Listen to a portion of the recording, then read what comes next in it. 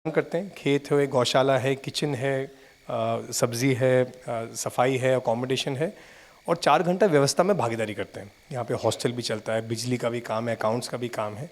तो कहीं न कहीं युवाओं में उनमें एक पात्रता आ जाए, उनमें एक ऐसी तैयारी हो जाए कि वो यहाँ से तैयार होके वापस जाके अपने परिवार में रह पाएँ अच्छे से, है ना? कई युवाओं को तो आजकल शादी से ही मन में डाउट रहता है कि उनको करना है कि नहीं करना है।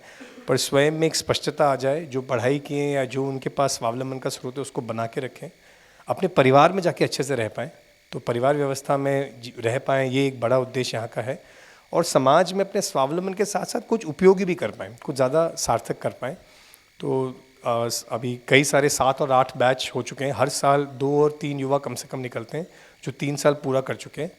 पहले वर्ष में 12 से 15 युवा आते हैं, अगले वर्ष कुछ लोग वापस जाते हैं, कुछ रुकते हैं और ऐसे करके 3 साल का एक क्रम चलता रहता है। तो एक बड़ा कार्यक्रम हमारा मानव तीर्थ का है, वो युवाओं का है, 3 वर्षीय अध्ययन और अभ्यास शिविर। साथ में शिक्षा में काम करना है। नागराज जी का जो फिलॉसफी मध्य दर्शन है, उसमें एक बड़ा फोकस ये रहा कि जो समाज में हम व्यवस्था चाहते हैं, और यहाँ पे बहुत सारे अनुभवी लोग बैठे हैं जिन्होंने पर्यावरण, समाज और कई सारे मुद्दों पे बहुत सारा समाज में काम किया है।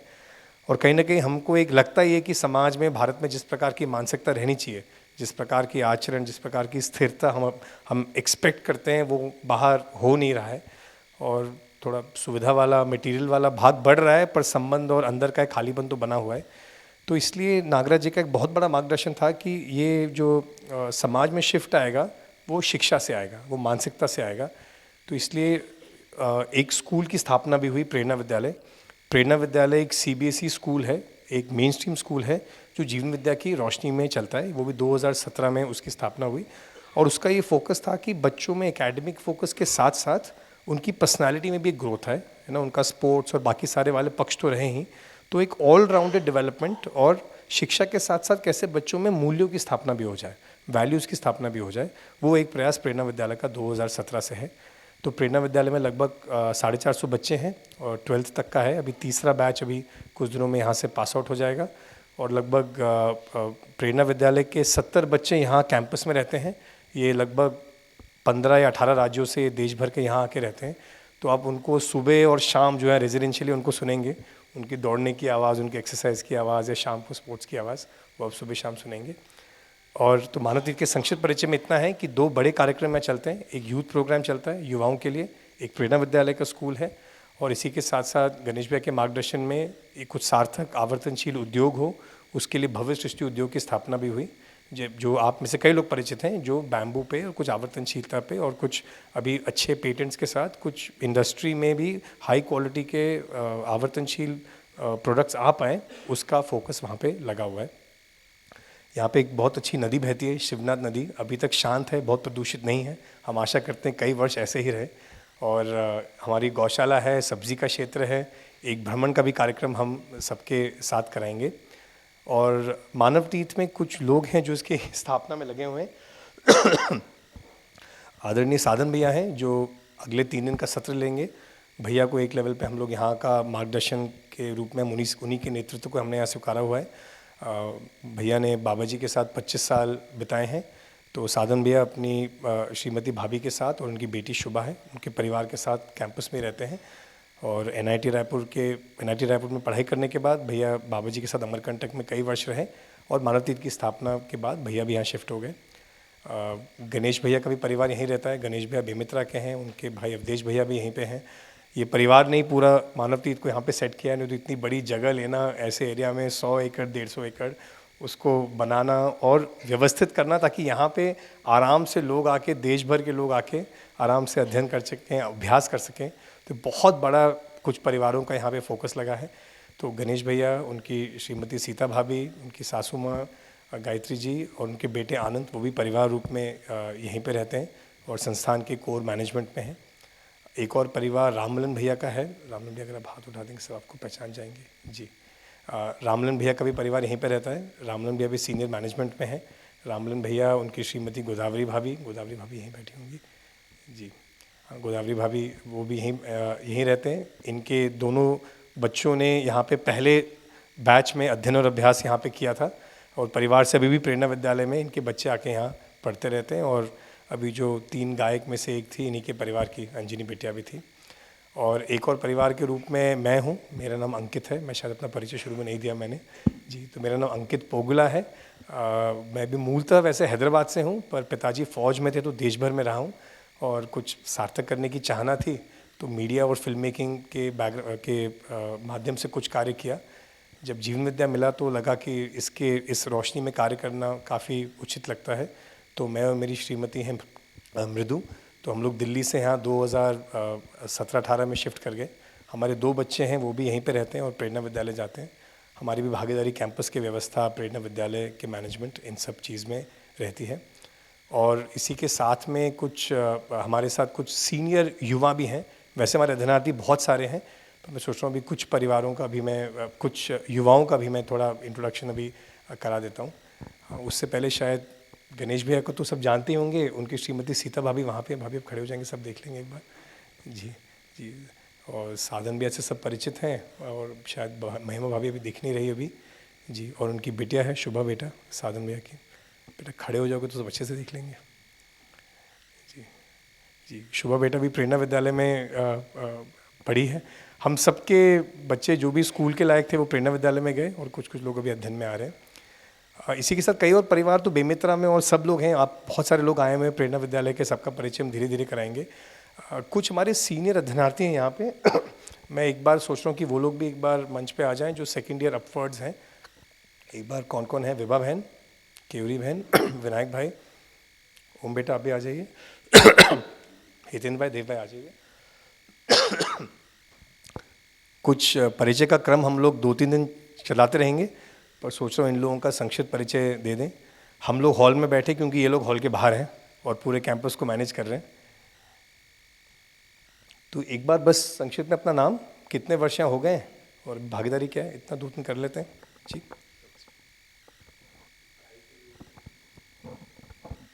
सभी को नमस्ते, मेरा नाम विभा है। मैं कवर्धा छत्तीसगढ़ से हूँ। मैंने अपनी पढ़ाई में एग्रीकल्चरल इंजीनियरिंग की है, फिर मास्टर्स भी किया है सॉइल एंड वाटर कंजर्वेशन में, एमटेक किया है। उसके बाद प्रोजेक्ट के थ्रू यहाँ आना हुआ था। अभी 5 साल यहाँ पे हो गए हैं, और भागीदारी के रूप में प्रेरणा विद्यालय में भागीदारी होती है थोड़ी, और कुछ मानव तीर्थ में एक डिपार्टमेंट है परिसर सज्जा, उसमें, और बच्चों के साथ थोड़े उनके मैनेजमेंट में। Thank you.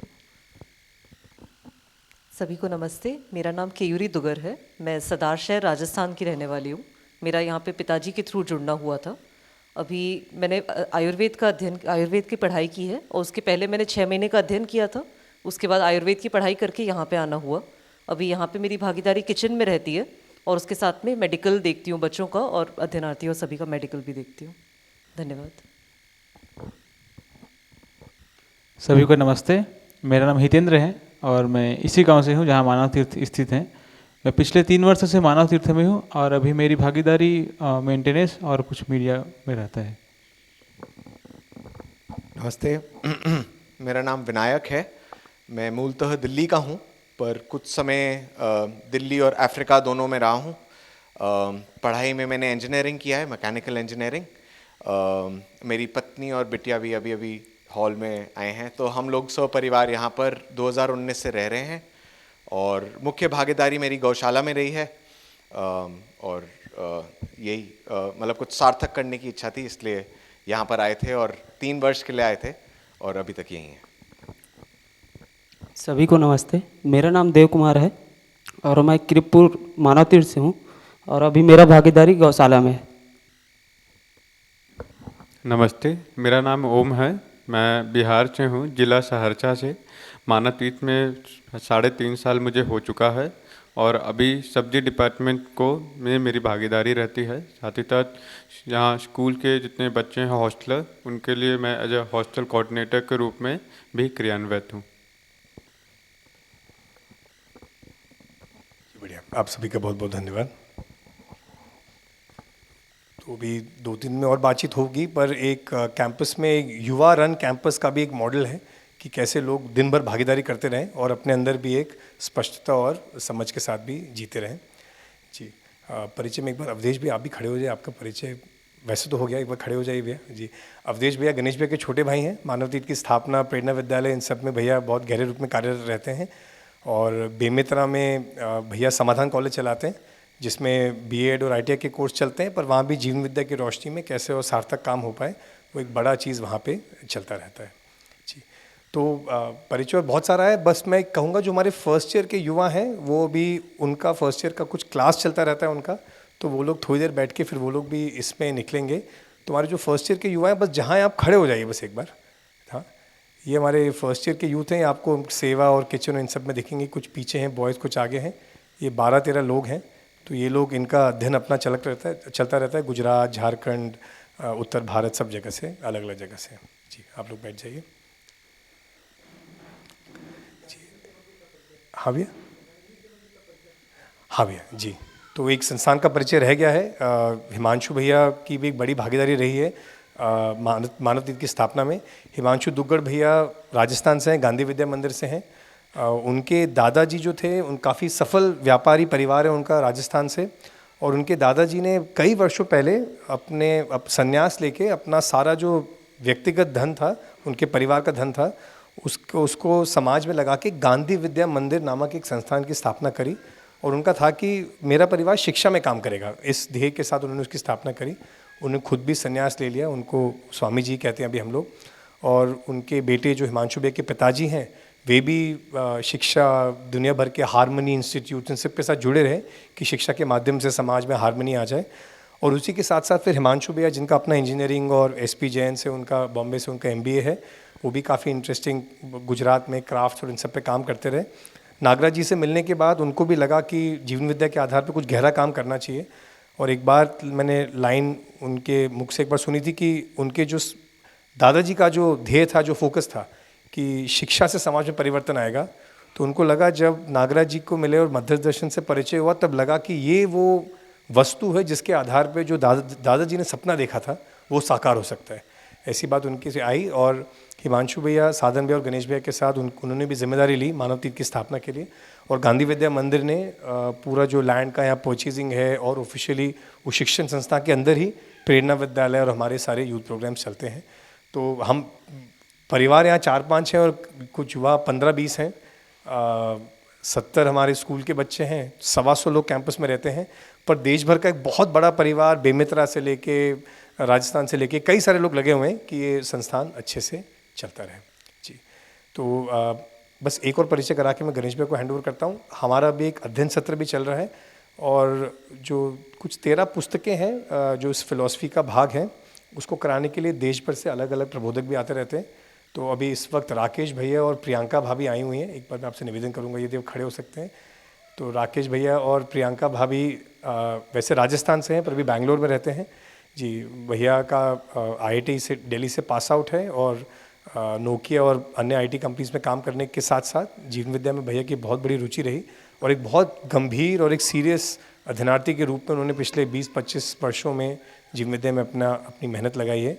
और प्रियंका भाभी का एजुकेशन का बैकग्राउंड रहा है, वॉल्डॉर्फ और कई सारे एजुकेशनल पैराडाइम से गो थ्रू करके भैया भाभी की भागीदारी देश भर में परिचय और अध्ययन शिविर के रूप में रहती है।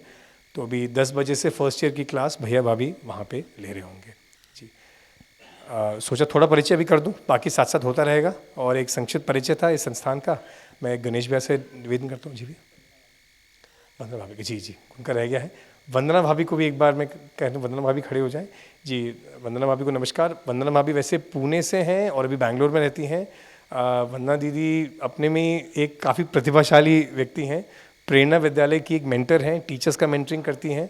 हम लोग जो हमारा जो बहुत सारा काम है कि बच्चे स्कूल में कॉन्सेप्ट्स की ग्रास्पिंग और फास्ट कैसे करें। अभी बहुत इन्फॉर्मेशन हेवी ओवरलोड है, कैसे वो कोर कॉन्सेप्ट्स पे आ जाए, तो उसमें वंदना दीदी का बहुत बड़ा गाइडेंस रहता है। दीदी साल में कई महीने आके यहाँ समय लगाते रहती हैं। दीदी का वैदिक मैथमेटिक्स पे अपने आप एक बहुत बड़ा स्पेशलाइजेशन है, और मैं जो दीदी के बारे में समझता हूँ कि इनका पढ़ाई पे इतना अच्छा कमांड है कि इनके दोनों बच्चों को लगभग बिना कोचिंग के IITs क्रैक करवाया दीदी और इनके हस्बैंड ने, शरद भैया ने। और आपके बेटे शायद यंगेस्ट PhD में से रहे हैं अभी, क्या है दीदी वो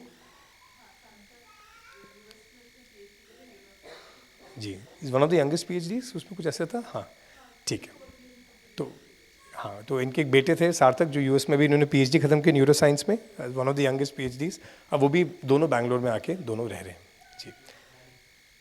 और नानी, हाँ नानी हाँ थे वो, हाँ तो गणेश भैया की सासू माँ हैं नानी जी। तो ये वैसे गणेश भैया के जो बेटे हैं आनंद, उनकी नानी हैं, पर अभी हमने सब इनको जगत नानी बना दिया है। तो नानी मतलब अभी हम कई बार तो अगर आप पूछेंगे गायत्री दीदी कौन है, पहचान ही नहीं पाएंगे, बोलेंगे नानी है। हाँ, वो नाम नहीं होगा। नानी एक सीनियर व्यक्ति के रूप में कैंपस में इनका मार्गदर्शन रहता है। बहुत सारे पारिवारिक और यहाँ के कार्यक्रमों में इनका एक बहुत बड़ा मार्गदर्शन और योगदान हमारे साथ रहता है जी। मैं गणेश भैया को आमंत्रित करता हूँ कि इस वर्कशॉप का उद्देश्य सबका फिर से स्वागत, और जो भी छूट गया हो उसको करें जी। गणेश भैया का परिचय सबको है ही, बहुत ज़्यादा कहने को ज़रूरी नहीं है, पर मैं बस जब भी मैं मानवतीर्थ का परिचय करता हूँ गणेश भैया के साथ, तो मैं कहता हूँ कि गणेश भैया और उनके परिवार, जिसमें सुजीत भैया, कई लोग सब शामिल हैं, एक ये दीवारी ना एक सुरक्षा चक्र बना हुआ है अच्छे से, जो बहुत लोगों की मेहनत से बना हुआ है। और वो सुरक्षा चक्र से समाज की कई सारी अव्यवस्थाओं से हम लोग रिलैक्सड हैं, ताकि यहाँ एक गहरे अध्ययन अभ्यास में लगे हुए हैं। और भैया ने इसको स्थापित करके फिर भैया ने BSU की स्थापना करी जी। गणेश भैया खूब धन्यवाद भैया। पूज्य बाबा जी के चरणों की वंदना करते हुए हम पूरे मानव तीर्थ और मानव तीर्थ से जुड़े हुए जितने लोग हैं, एक अलग तरह का उत्साह महसूस कर रहे हैं आप सबका स्वागत करते हुए। काफ़ी हर्षित और गौरवान्वित हम लोग महसूस कर रहे हैं। उसके पीछे दो बड़े कारण हैं। एक तो पूज्य बाबा जी ने जो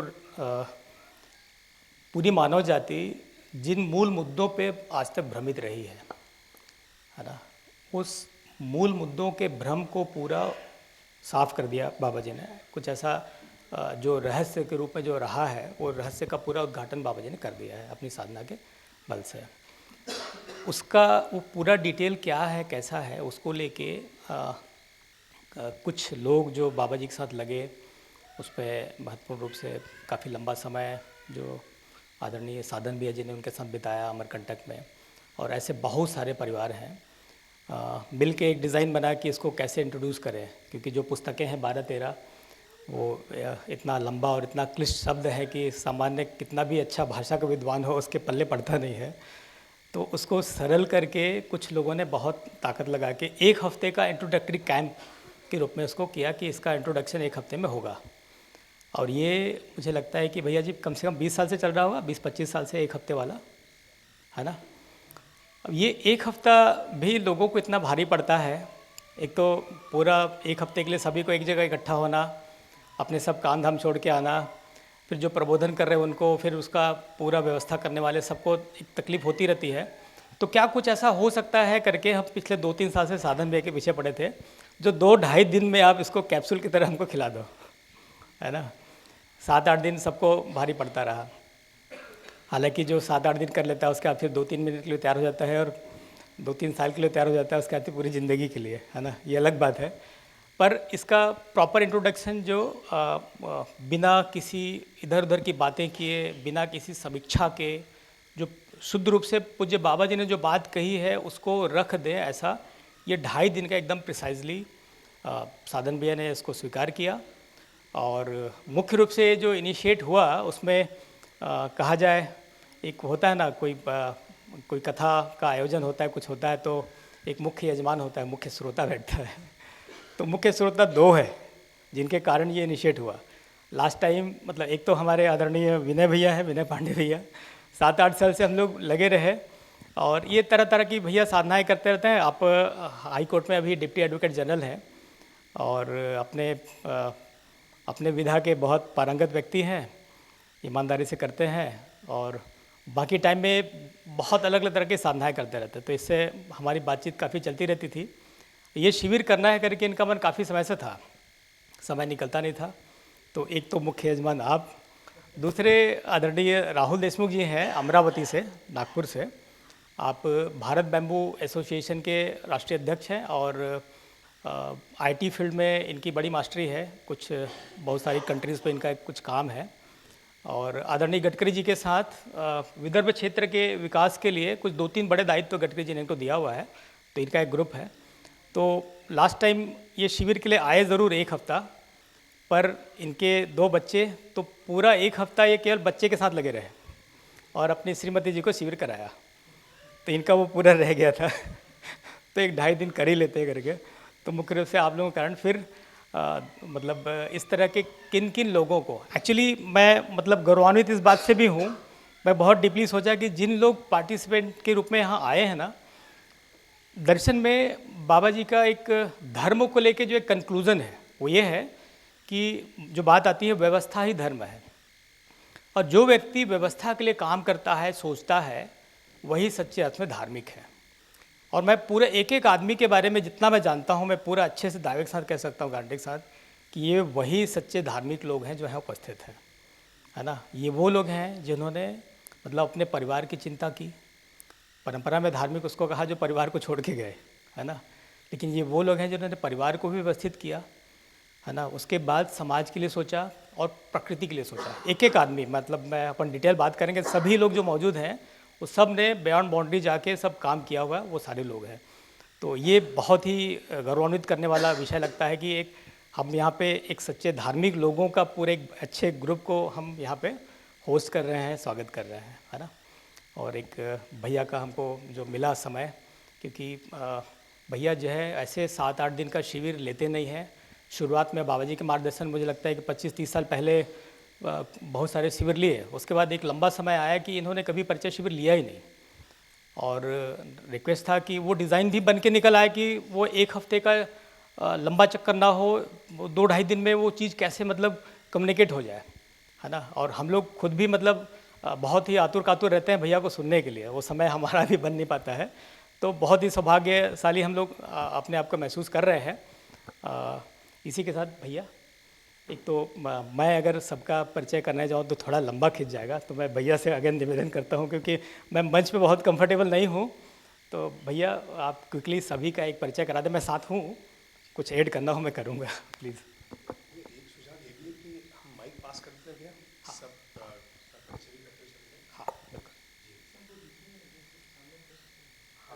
सबको उठ के आना पड़ेगा, तो क्विकली कर लेते हैं। हाँ। तो आदरणीय जोशी सर से शुरू करते हैं, सबसे वरिष्ठ व्यक्ति आप ही हैं।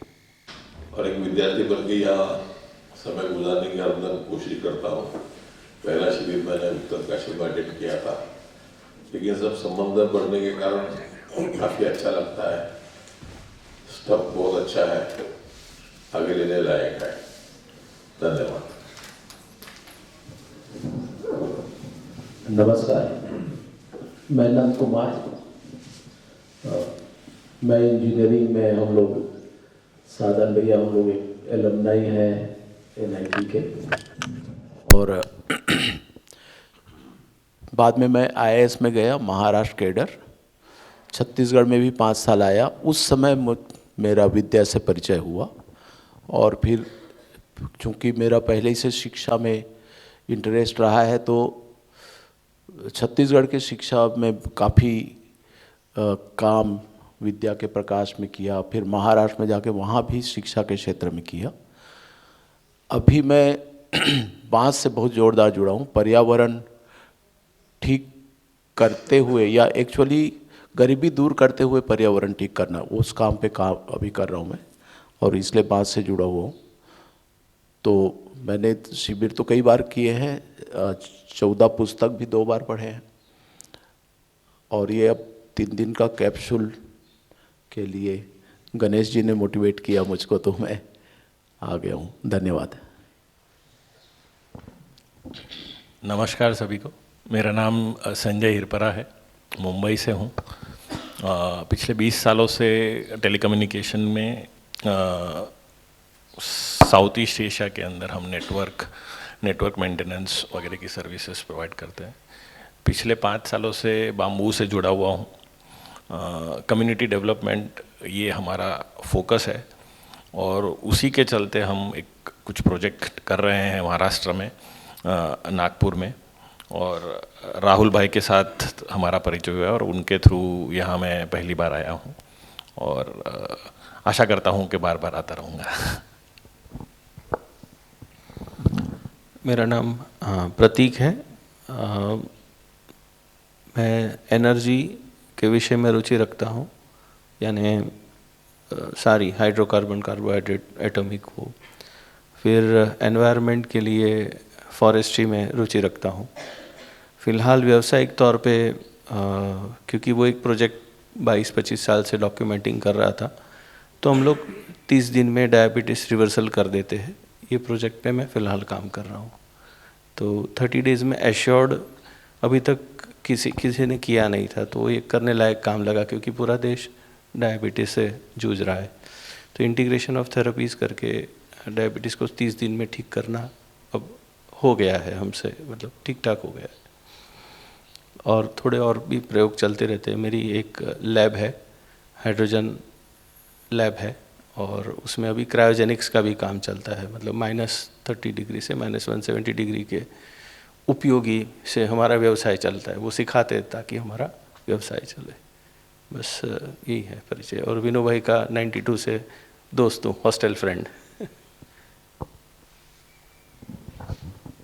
नमस्ते सभी को, मेरा नाम सुभाष त्रिवेदी है। मैं गुजरात गांधीनगर में रहता हूँ, मेरी पत्नी और मेरे माता पिता के साथ। और मेरा जीवन विद्या के साथ परिचय तकरीबन 2 साल पहले हुआ, और उसके बाद अभी कुछ समय ही पहले, एक डेढ़ महीना पहले मानव तीर्थ आना हुआ 1-2 दिनों के लिए। और फिर गणेश भैया का जब ये फ़ोन आया इस शिविर के लिए, तो बहुत अच्छा लगा कि तुरंत ही एक मौका बन जाएगा और समय सब साथ में स्पेंड करने का। तो बहुत ही भाग्यशाली हूँ। थैंक यू गणेश भैया इनवाइट करने के लिए। थैंक यू जी। नमस्ते सभी को। मेरा नाम अचल है, मैं रायपुर से हूँ और सॉफ्टवेयर इंजीनियर हूँ जी। Thank you. नमस्ते, मेरा नाम संजीव करपे है। मैं महाराष्ट्र के सिंधु डिस्ट्रिक्ट में रहता हूँ। पिछले 21 साल से मैं बांस में काम कर रहा हूँ। हमने हमारे डिस्ट्रिक्ट के 10,000 से ज़्यादा किसानों को बांस की खेती करने के लिए मोटिवेट करके उसका हाई एंड इस्तेमाल हम पिछले कुछ साल से कर रहे हैं। गणेश भैया के साथ पिछले 1 साल से हम लोग मिलके बांस में काम कर रहे हैं। रमाशंकर पांडे। पिछले मैं 15 वर्ष संघ का प्रचारक रहा। उसके बाद मैं गृहस्थ जीवन में वापस आया हूँ। जब मैं रायपुर में महानगर प्रचारक था तो बाबा नागराज जी के बारे में उस समय कुछ लोग मुझे बताया करते थे, बोले अमरकंटक चलना है, तो उस समय मिलना संभव नहीं हुआ। फिर अछोटी आश्रम एक चर्चा में आया हुआ था, जब वहाँ के ये जैविक कृषि से जुड़े हुए लोग रायपुर में कुछ सब्जी वगैरह, दूध वगैरह, गन्ने, ये सब काम किए थे, उनसे से बस चर्चा करती थी। उसमें एक सरदार जी है, इतना मेरे को ध्यान था। और पिछले 1.5 वर्षों से यहाँ पे आना हुआ है, और 1 वर्षों से गणेश जी के संपर्क में। और गणेश जी मेरी बहुत बात मानते हैं, तो उन्होंने कहा कि मेरी एक बात मान लीजिए, तो 2.5 दिन के लिए चले आइए। मैं चलो भाई, बड़ा इतना मानता है, छोटे के बाद सही सही। तो मैं इस चक्कर में फंस गया हूँ और 2.5 दिन के लिए बुक हो गया हूँ। सभी को नमस्कार, मेरा नाम अभिषेक है और जीवन विद्या के संपर्क में पहली बार 2002 में जब मैं इंजीनियरिंग का छात्र था NIT में, उस समय NIT नहीं हुआ था, तो रायपुर इंजीनियरिंग कॉलेज था। तो हम लोगों का बैच था जिनका परिचय शिविर 2002 में सोम भैया ने लिया था। तो तब से लेकर अभी तक कई बार अलग अलग तरीके से जीवन विद्या को समझने का प्रयास हो रहा है। और इंजीनियरिंग हुई, इंजीनियरिंग के बाद फिर MBA हुआ, MBA के बाद कुछ समय नौकरी हुई, फिर एक विद्यालय भी कवर्धा में चल रहा है 2011-12 से। और राजनीति में चूँकि पारिवारिक बैकग्राउंड रहा, राजनीति में भी काम करने का, सीखने का अवसर मिला। तो अब जीवन की यात्रा चल रही है, उसमें जीवन की सार्थकता को समझते हुए जो सदुपयोग है समय का, ऐसा करने की इच्छा है। सभी को धन्यवाद।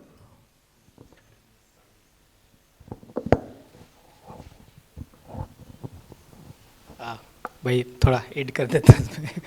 एक तो बाबा जी ने ये जो दर्शन, मध्यस्थ दर्शन के रूप में जो प्रतिपादन किया है, सत्य का जो उद्घाटन किया है, इस पूरे दर्शन को शिक्षा का विषय वस्तु के रूप में लाने का एक निर्णय हुआ, क्योंकि ये सर्वमानव तक शिक्षा के माध्यम से ही जा सकता है। तो उसमें छत्तीसगढ़ में मतलब बहुत ज़्यादा मतलब इसमें ताकत लगाई गई और बहुत बड़ा काम हुआ। और उसमें बहुत ही बड़ा रोल अभी भैया भी बैठे हैं और आदरणीय नंद कुमार भैया भी बैठे हैं, जो शिक्षा में उस समय जैसे अभिषेक भैया का एक जो मोटा जो परिचय मैं बताना चाहूँगा।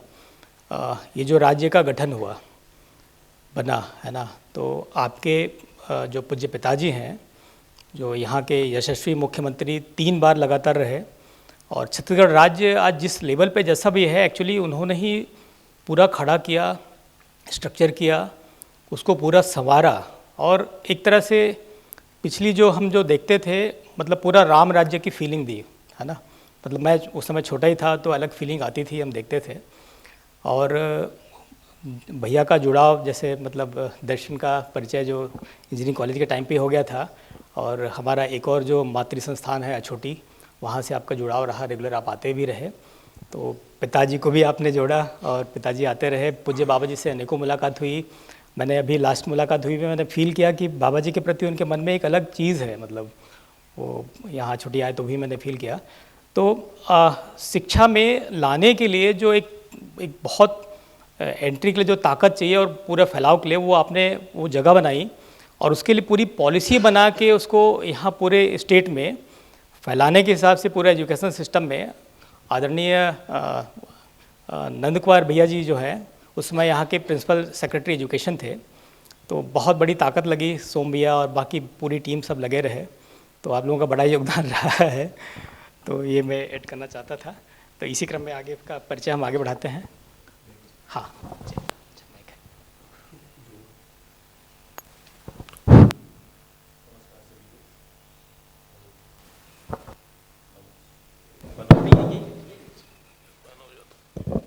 नमस्कार सभी को, मेरा नाम समीर देशमुख है।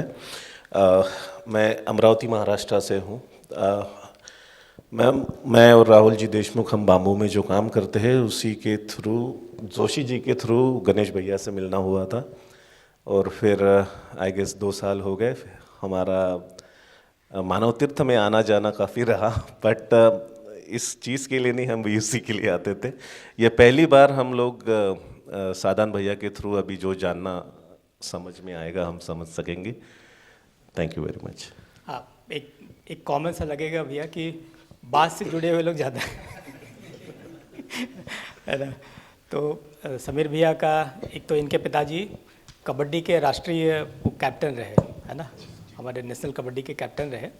और आप खुद जो है लंबे समय जेट एयरवेज में पूरी दुनिया घूमते रहे काम करते हुए, और इनका बड़े लैंडलॉर्ड हैं और रियल एस्टेट का काम है। लेकिन अभी अपने आदरणीय राहुल देशमुख जी भैया हैं, इनके कज़न है ये।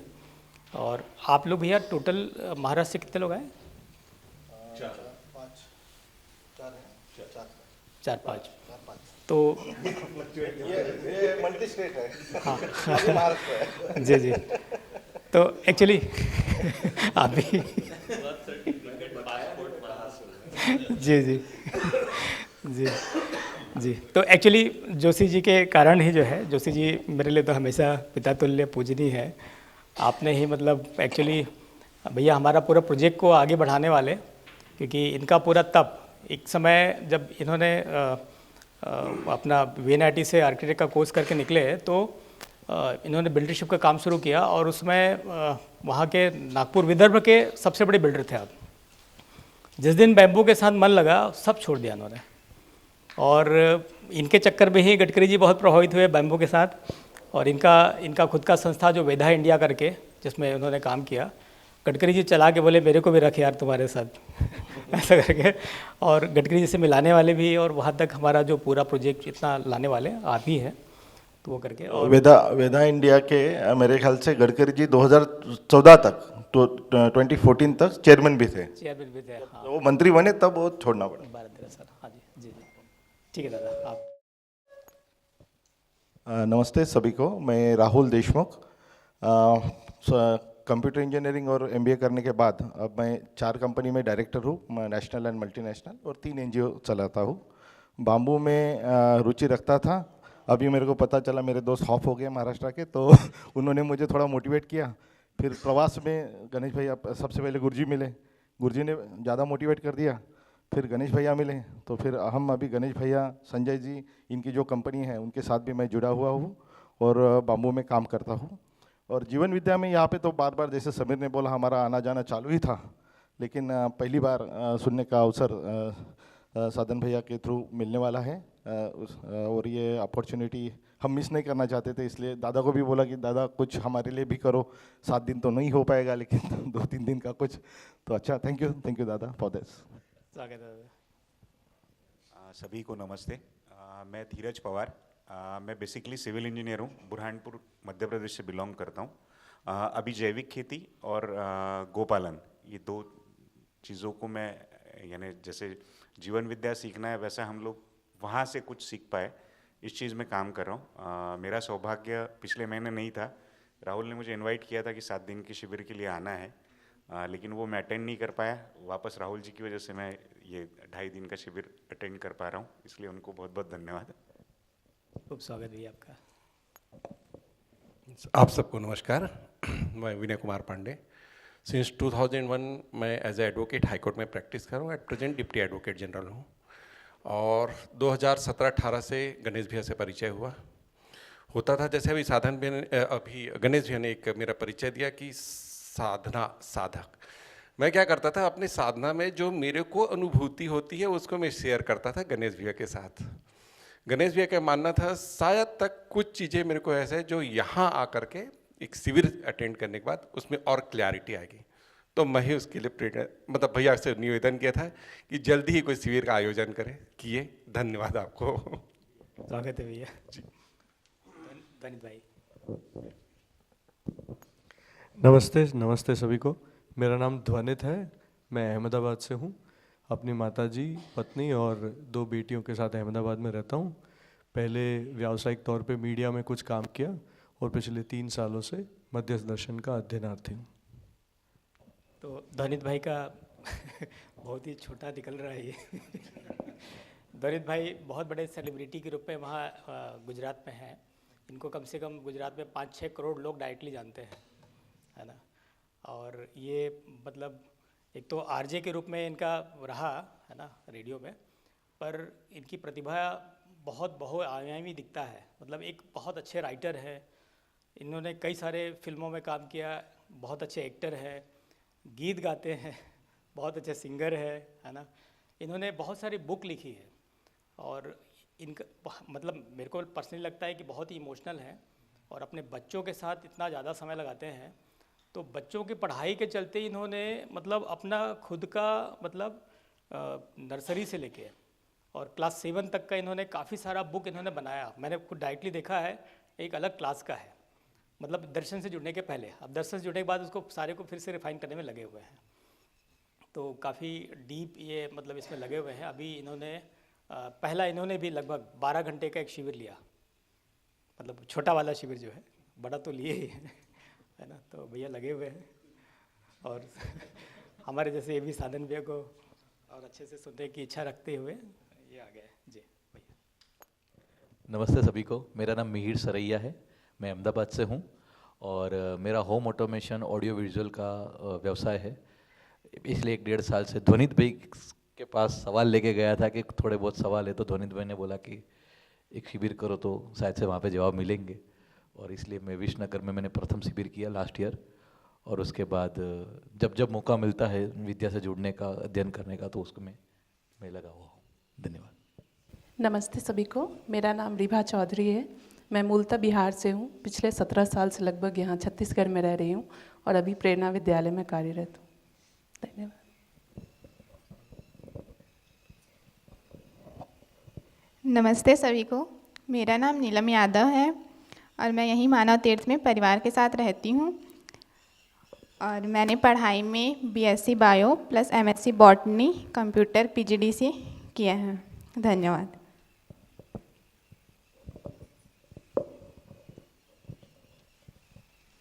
नमस्ते सभी को। मेरा नाम सुनैना शर्मा है।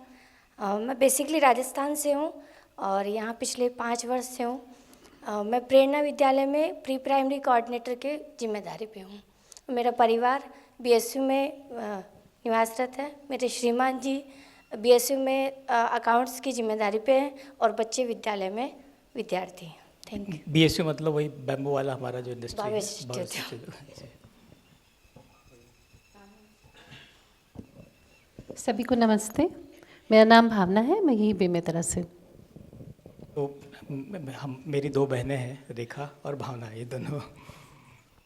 समाधान महाविद्यालय जो हम चला रहे हैं, तो अविनाश भैया बेमेतरा में हमारे अभिभावक के रूप में भी हैं और हम लोग मिलकर समाधान कॉलेज को चला रहे हैं। आप सभी को मेरा यथायोग्य अभिवादन।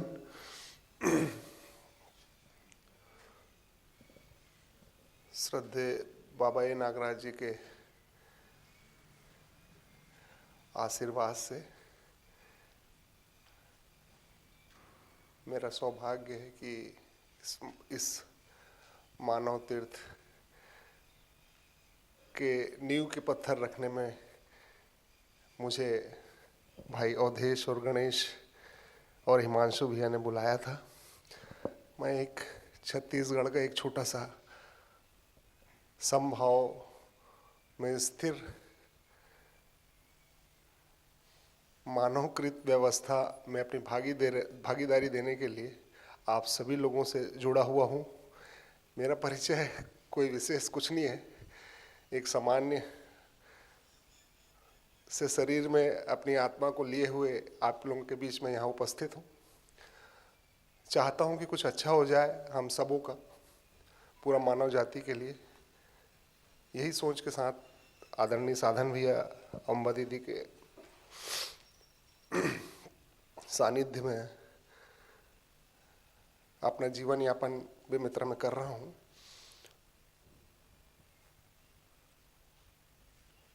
मैं इस परिचय में तो विशेष परिचय नहीं कह सकूँगा, साधन भैया से क्षमा मांगूंगा। मैं उस दिन कलकत्ता में था भैया, माता काली के दरबार में आ नहीं पाया, इसके लिए क्षमा खेद। कोई विशेष अभी तक के शरीर यात्रा में कोई उपलब्धि नहीं है। कोशिश कर रहा हूँ कि पूर्णतः की ओर जाने का आप सबों के आशीर्वाद से अच्छा साथ मिला है ना। अब आप सब लोगों का साथ मिले, इन्हीं भावनाओं के साथ मैं अपना स्थान ग्रहण करता हूँ। जय हिंद, जय भारत। आपके आने के पहले हमने थोड़ी देर पहले बात की कि यहाँ पे जो उपस्थित लोग हैं वो सारे सच्चे धार्मिक लोग हैं, है ना। तो उसी क्रम में आप हैं। बहुत ही भावुक है भैया जो है, और हमेशा बड़ा और अच्छा सोचते हैं। उसी क्रम में हमारा जुड़ना हुआ। पूज्य बाबा जी के प्रति इनका भाव, दर्शन के प्रति भाव, बहुत ही ज़बरदस्त सहयोग इनका हमेशा से बना रहा है। हम लोग साथ साथ चल रहे हैं। हाँ, मनन भाई। सभी को नमस्ते। मेरा नाम मनन है। मैं बेसिकली अहमदाबाद से हूँ और मैकेनिकल इंजीनियरिंग की पढ़ाई के बाद मैं यहाँ पे जो प्रथम बैच था अध्ययन का उसमें आया था दर्शन की पढ़ाई करने के लिए। फिर उसके बाद यहाँ थोड़ा लंबा रुकना हो गया और 6-7 साल यहाँ रहा और जस्ट अभी 6 महीने पहले ही मैं अपने माता पिता के साथ रहने के लिए वहाँ शिफ्ट हुआ। और धन्यवाद। बस कुछ सूचनाएं। हम लोग रोज़ सुबह हमारा सत्र 9:15 से 1 बजे तक रहेगा। बीच में 11:15 बजे हम एक चाय की ब्रेक रख लेंगे। चाय यहीं पे, यहाँ पे या बालकनी में हम ले सकते हैं उसको। फिर 1 बजे से 3 बजे का ब्रेक रखेंगे भैया। सभी को नमस्ते। तो पूज्य बाबा जी को नमन करता हूँ, उनके प्रति कृतज्ञता ज्ञापित करता हूँ। दर्शन को बहुत कम समय में बोलने का एक दुस्साहस कर रहा हूँ, पता नहीं कितनी सफलता मिलेगी। तो फिर भी जो लोग पहले से इसको सुने और समझें, माननीय आदर नंद कुमार जी और ध्वनित भाई से मैं अपेक्षा करूंगा कि मेरी कुछ जो ट्रैक से इधर उधर हो जाऊं तो ट्रैक में ला दीजिएगा ताकि समय का थोड़ा सदुपयोग हो जाए।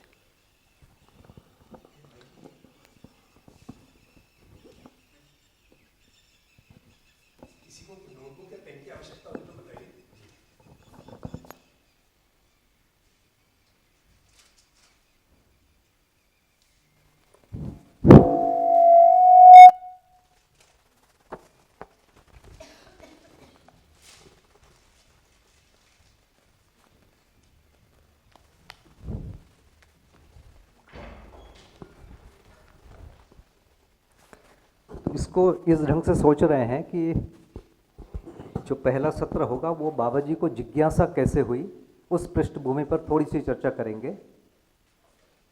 हमने तो सोचा था कि 10:30 बजे इसको समाप्त करेंगे और फिर 11 बजे के बाद बैठेंगे और 11 बजे से हम दर्शन पर वापस आ जाएंगे, पर हो सकता है थोड़ा बहुत समय उस सत्र में भी लग जाए।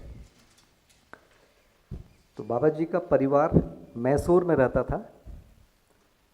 मैसूर स्टेट के अंदर एक अग्रहार करके गांव था, वहाँ के रहने वाले हैं, कावेरी नदी के किनारे।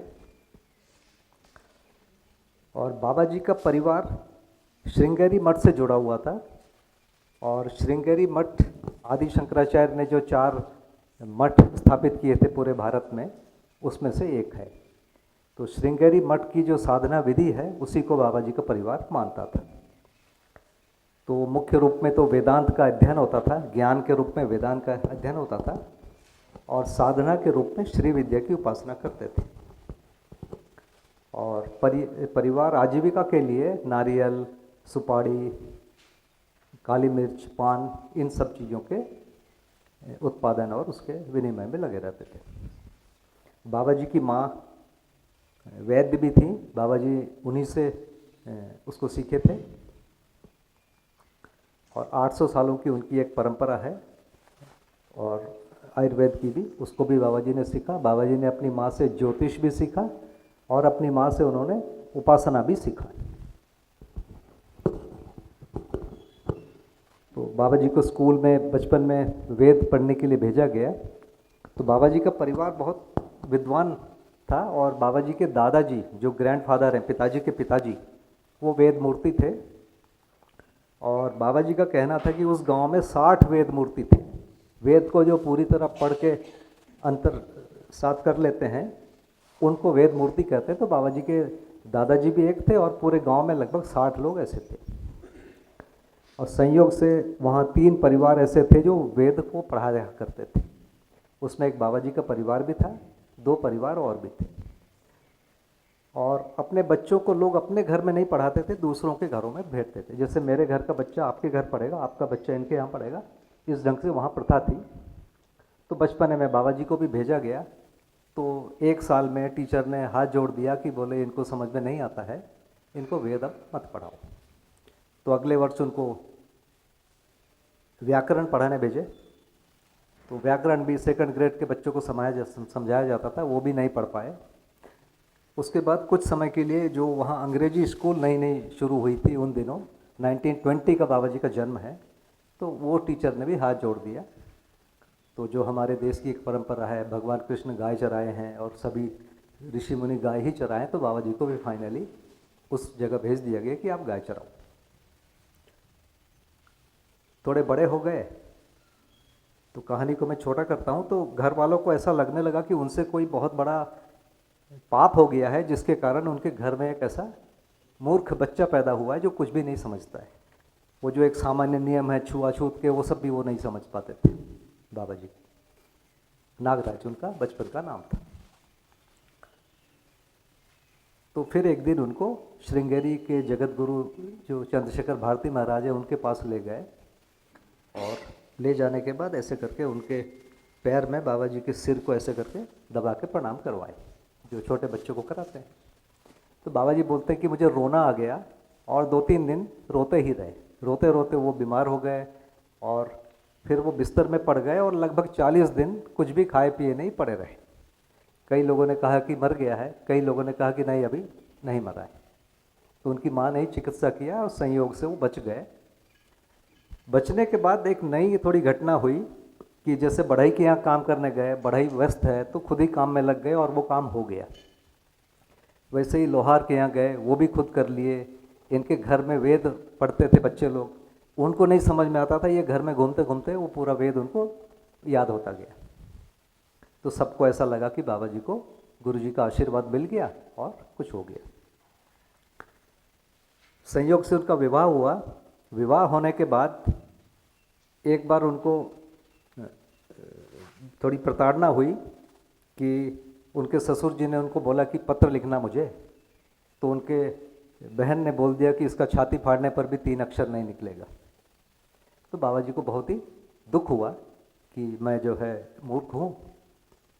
तो फिर उन्होंने, ये अगस्त 1942 की बात है, घर छोड़ के पंपापति चले गए, हम्पी करके जो जगह है वहाँ कवि बनने के लिए, और लगभग वहाँ से वो आशु कवि बन के आए, कविता सीख गए और मंचों में कविता बोलने लगे। इसके बाद भी उनको परिवार के लोगों ने और लोगों ने उनको विद्वान नहीं माना, मूर्ख ही मानते रहे। तो एक दिन उन्होंने अपने मामा से बोला कि मेरी को अभी भी तुम लोग सब ऐसे ही बोलते हो, मेरी मूर्खता को कैसे दूर करना पड़ेगा। तो उन्होंने बोला कि तुम वेदांत पढ़ लो, तो वेदांत यदि पढ़ लोगे तो तुम विद्वान हो जाओगे। कौन पढ़ाएगा? तो बोले मैं तुमको पढ़ा दूंगा। बाबा जी के वो मामा जी ने शंकराचार्य जो चंद्रशेखर भारती महाराज हैं उनको भी वेदांत पढ़ाया था, और बाबा जी के गुरु जी ने उनसे पहले वाले जो नरसिंह भारती महाराज हैं उनको वेदांत पढ़ाया था। बाबा जी का परिवार बहुत विद्वान माना जाता था, तो उनसे ही बाबा जी ने वेदांत पढ़ा। वेदांत पढ़ने के बाद जब मामा जी ने घोषणा कर दिया कि ठीक है तुम सीख गए हो, समझ गए हो, उसके बाद उन्होंने कुछ प्रश्न पूछे। अब यहाँ से जिज्ञासा स्टार्ट होता है। तो थोड़ा सा वेदांत के बारे में कहूँगा। तो वेदांत में ये कहा गया है कि जो ब्रह्म का जो अंश है वो आत्मा है, और वो जीवों के हृदय में बैठ जाता है। जीवों के हृदय में बैठने से जीव कर्म बंधन में आ जाता है। कर्म बंधन में आने के बाद कर्म करता है, अच्छे कर्म करता है तो स्वर्ग जाता है। जब स्वर्ग को भोग लेता है तो वापस उसको फिर धरती में आना होता है, फिर से कर्म करता है, फिर से यदि उसके पाप या पुण्य जैसा भी होता है उसके हिसाब से नरक या स्वर्ग फिर से मिलता है, और ये आवागमन चलता रहता है। और एक समय में वो जो जीव है, जो आत्मा है, वो मुक्ति के लिए छटपटाता है और उसको ज्ञान होता है और ज्ञान से वो मुक्त हो जाता है। ये पूरा सुनने के बाद उन्होंने जो प्रश्न उठाया कि आत्मा एक तरफ तो आप कह रहे हो कि ब्रह्म का अंश है, और सबसे पहले बोलते हो कि ब्रह्म के टुकड़े नहीं होते, तो ये बात मुझे समझ में नहीं आती। दूसरा प्रश्न ये बोला कि मान लीजिए आत्मा जीवों के हृदय में बैठ गया, तो आत्मा ईश्वर का अंश है और सर्वशक्तिशाली है, तो जीव उसको कैसे दबाएगा? वो बंधन में कैसे आएगा ईश्वर का अंश होकर? तो जीव तो उसको नहीं दबा सकता। फिर तीसरा, मान लो ऐसा भी हो गया तो मुक्त कौन करेगा? जो दबाएगा वो तो मुक्त नहीं करेगा, वो कमज़ोर है, वो अपने आप मुक्त नहीं हो सकता, कोई तीसरी चीज़ चाहिए जो उसको मुक्त करेंगी।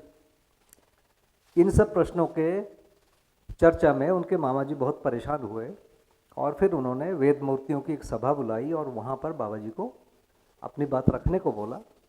उनमें से बहुत लोग नाराज़ हुए, बहुत लोग रोए, और फाइनली उनको चंद्रशेखर भारती महाराज के पास भेजा गया कि भाई वो अंतिम व्यक्ति है, उनसे पूछ लो।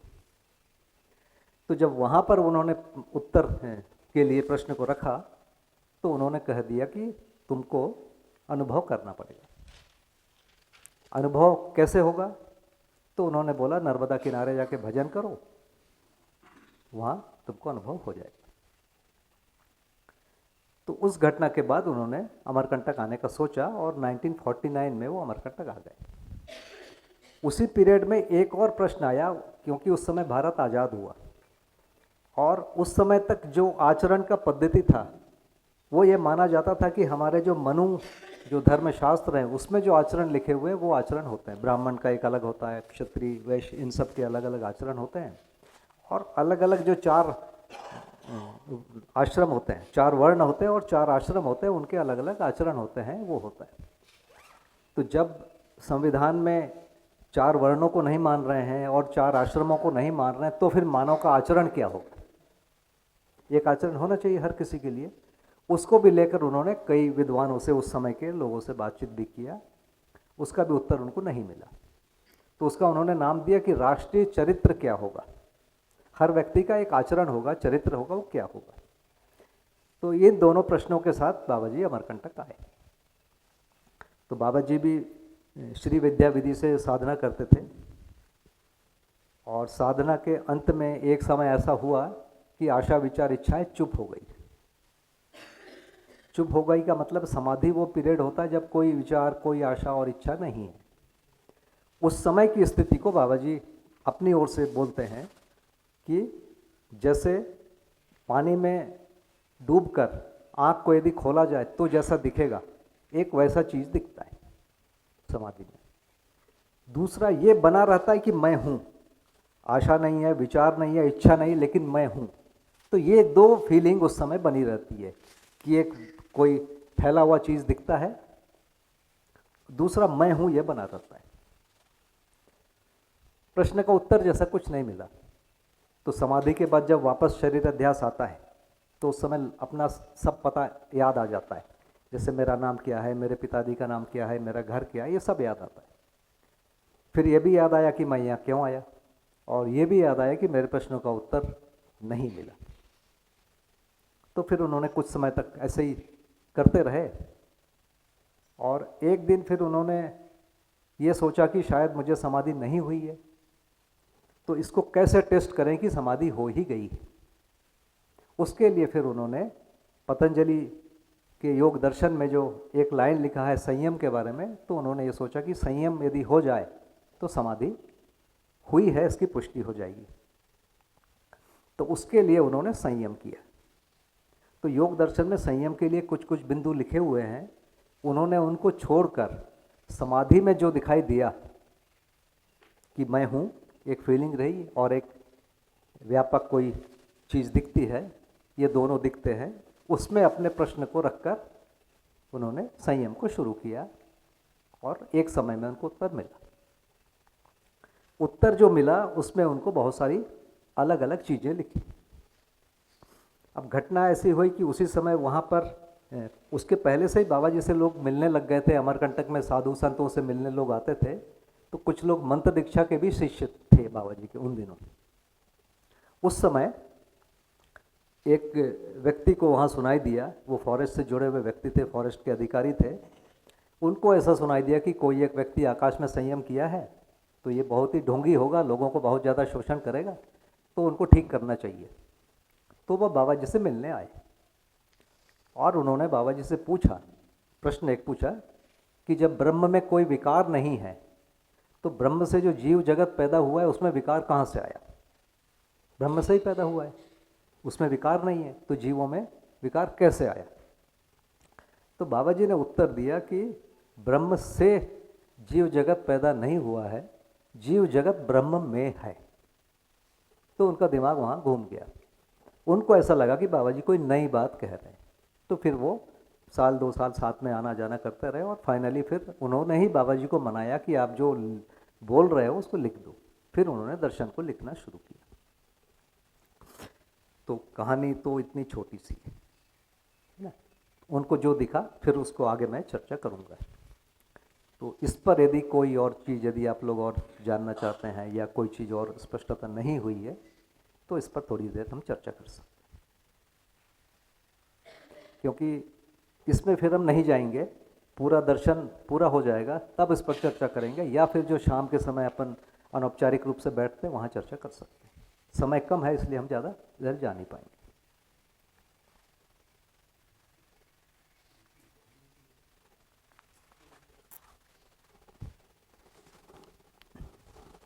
भैया ये माइक रखना हो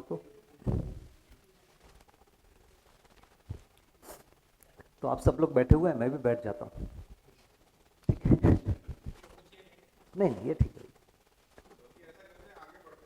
है। हाँ हाँ, अभी 2-3 मिनट वैसे ही बचा है, चाय वाला 2 ही मिनट बचा है शायद, तो एक बार पूछ लेते हैं कि भाई ये चाय की तैयारी है कि थोड़ा? अच्छा 11:15 का है, बढ़िया, ठीक है।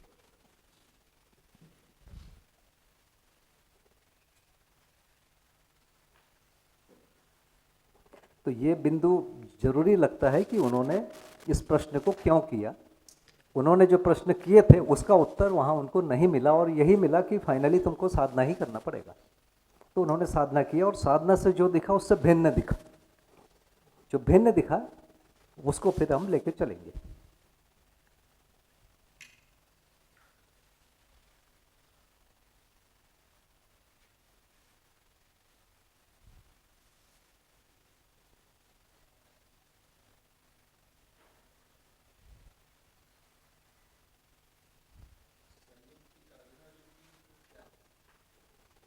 भैया माइक दे दे।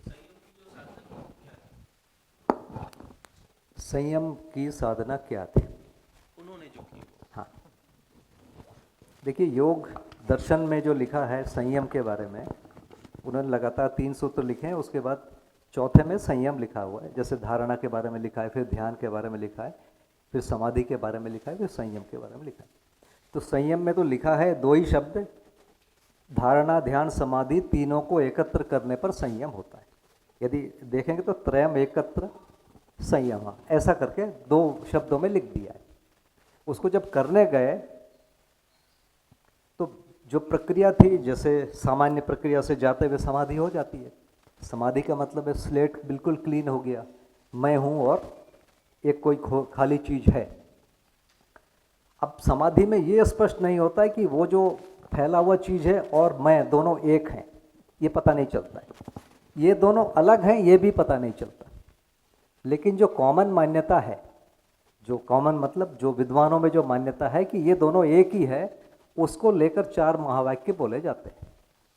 जैसे अयम आत्मा ब्रह्म, माने यह आत्मा ब्रह्म है, या प्रज्ञानम ब्रह्म, या अहम ब्रह्मास्मि तत्वमसि, ये 4 वाक्य हैं, ये जो दोनों को एक बता रहे हैं। लेकिन बाबा जी को ऐसा नहीं लगा कि दोनों एक हैं। ये भी समझ में नहीं आया कि दोनों अलग हैं, उत्तर नहीं मिला उस जगह पर। तो संयम में सोचा कि उन्होंने इसी को लिया जाए, इसी आधार पर अपने प्रश्न को रखा जाए और उस प्रश्न को उत्तरित करने के लिए प्रयास किया गया। तो समाधि में स्लेट क्लीन हुआ, स्लेट क्लीन होने के बाद इन दोनों को और अपने प्रश्नों को रखा चित्त में।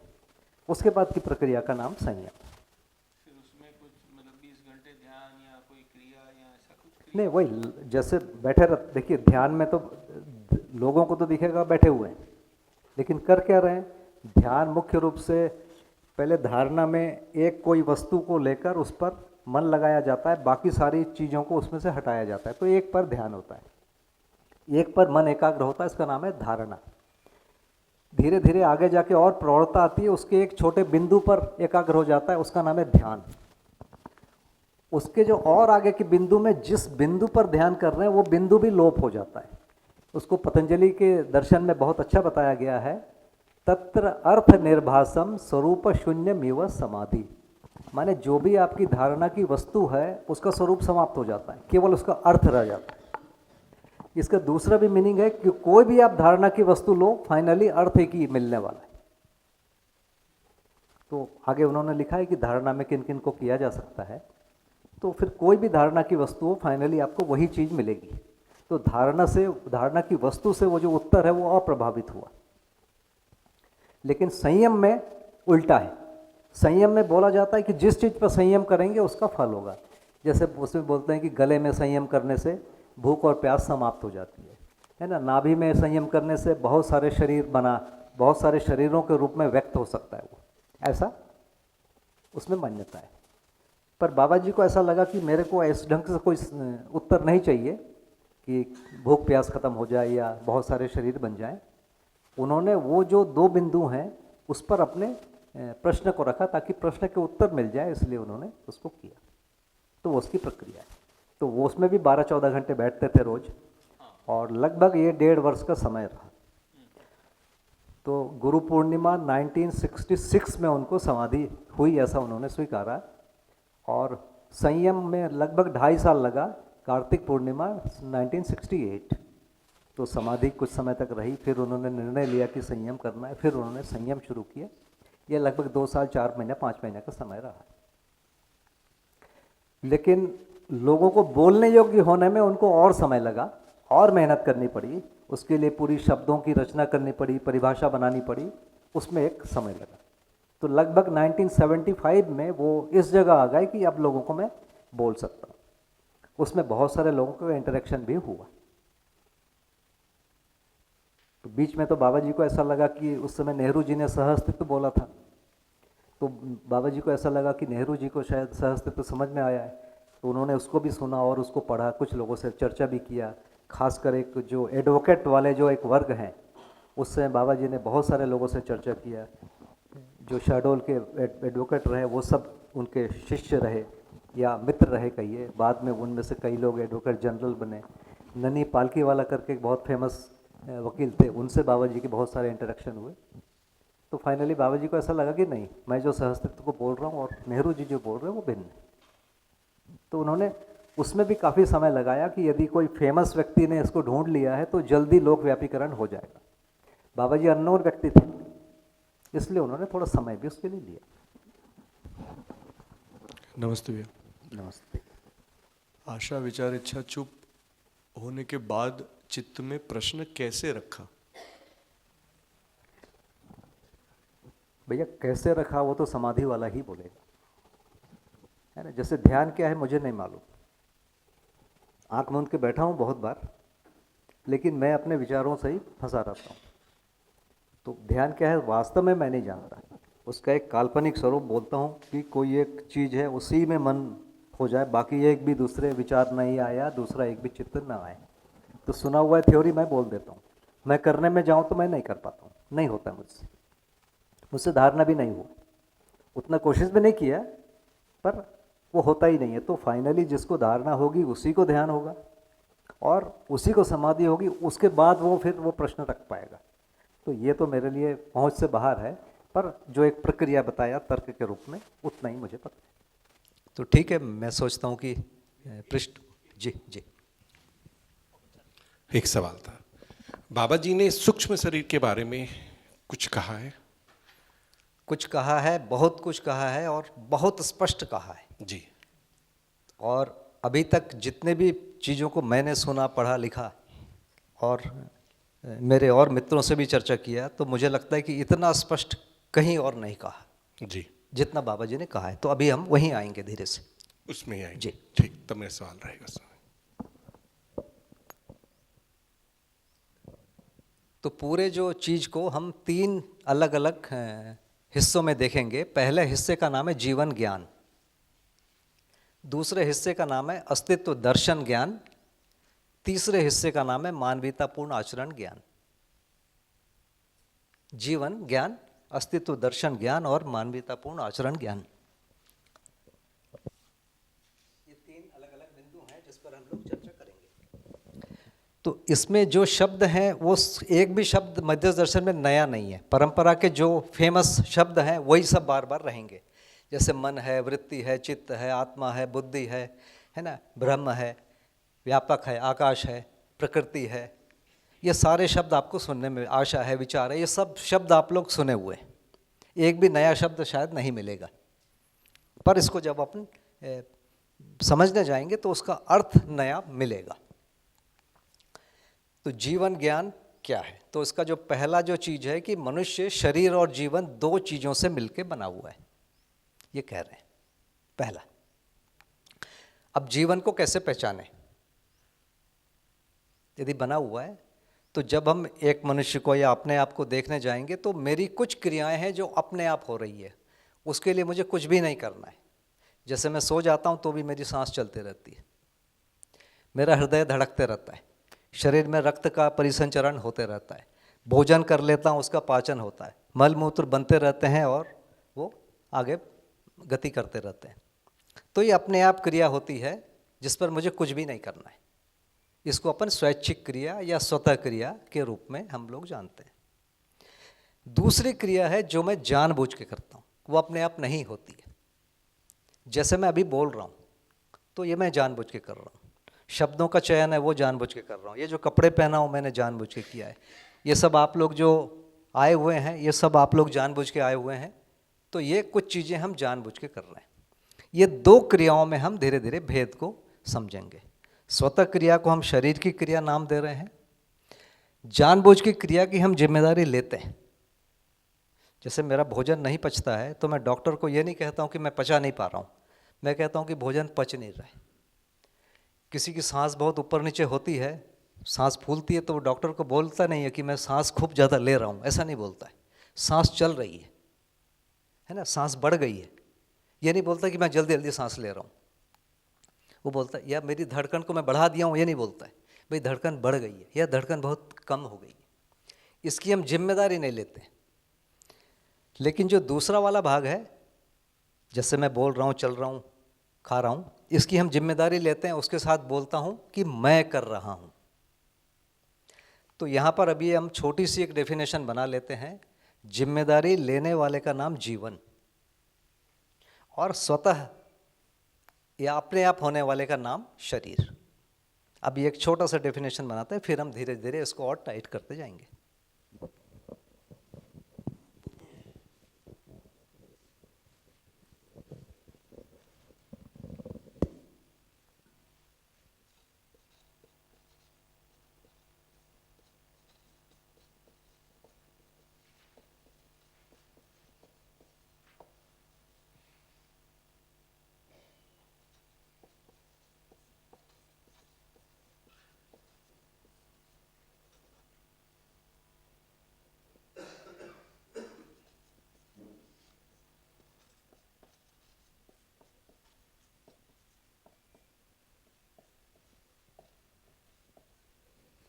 और जीवन को बोलते समय हम कहते हैं कि मैं कर रहा हूँ। जैसे अभी पूछा जाएगा कि कौन बोला, तो कहूँगा मैंने बोला। कौन हाथ उठाया, तो लोग कहते हैं कि मैंने उठाया। तो जानबूझकर करने वाले को मैं कहते हैं और अपने आप होने वाले को शरीर कहते हैं। तो एक परिभाषा हमने ये जीवन और शरीर का इस ढंग से लिया है। अब जानबूझ के होने वाली क्रियाओं के बारे में थोड़ा सा और आगे बढ़ेंगे। तो जानबूझ के होने वाली क्रियाओं में जैसे मान लीजिए यहाँ पर लोग कुछ बोलते हैं और मैं सुनता हूँ, तो सुनना क्या कहलाएगा, जानबूझ के वाला कि स्वतः? थोड़ा सा बताइए। स्वक्रिय फंसा दिया। हाँ जानबूझ के सुनना, जानबूझ के, ठीक है। तो जितने भी आवाज होते हैं वो तो अपने आप कान पे पड़ते हैं ना, तो वो जानबूझ के कैसी होगी? वो तो स्वतः क्रिया, वो तो सुनाई दे रहा है, मुझे वो आवाज सुननी नहीं है, फिर भी मैं कानों पे पड़ रही। कुछ संगीत जैसी कुछ क्रियाएं होती है या कुछ वाइब्रेशंस होते हैं, आवर्तन होते हैं, जो अपने आप अपना काम कर लेते हैं, ऐसा प्रयोगों में प्रतीत हुआ। और कुछ होता है कि हम सुनते हैं और उसका रैशनली समझते हैं, तो सुन के समझना, मतलब सुन लिया और उसको ग्रहण करके चयन चिंतन किया, वो एक क्रिया, मतलब दोनों हो रहा है।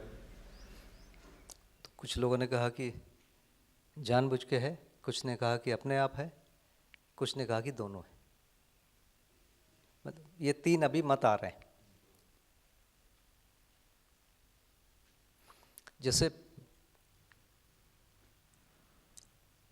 हम खड़े रहते हैं और दिखता रहता है कि सामने खिड़की है और खिड़की में रॉड है।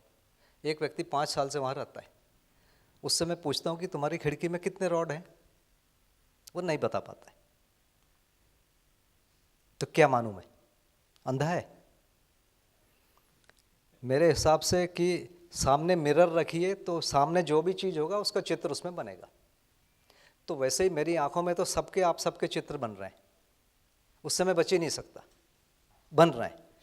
अब उसमें से कौन सा देखना है ये मेरे ऊपर निर्भर कर रहा है। तो चित्र बनना जो है वो अपने आप है, लेकिन देखना आप जानबूझ के।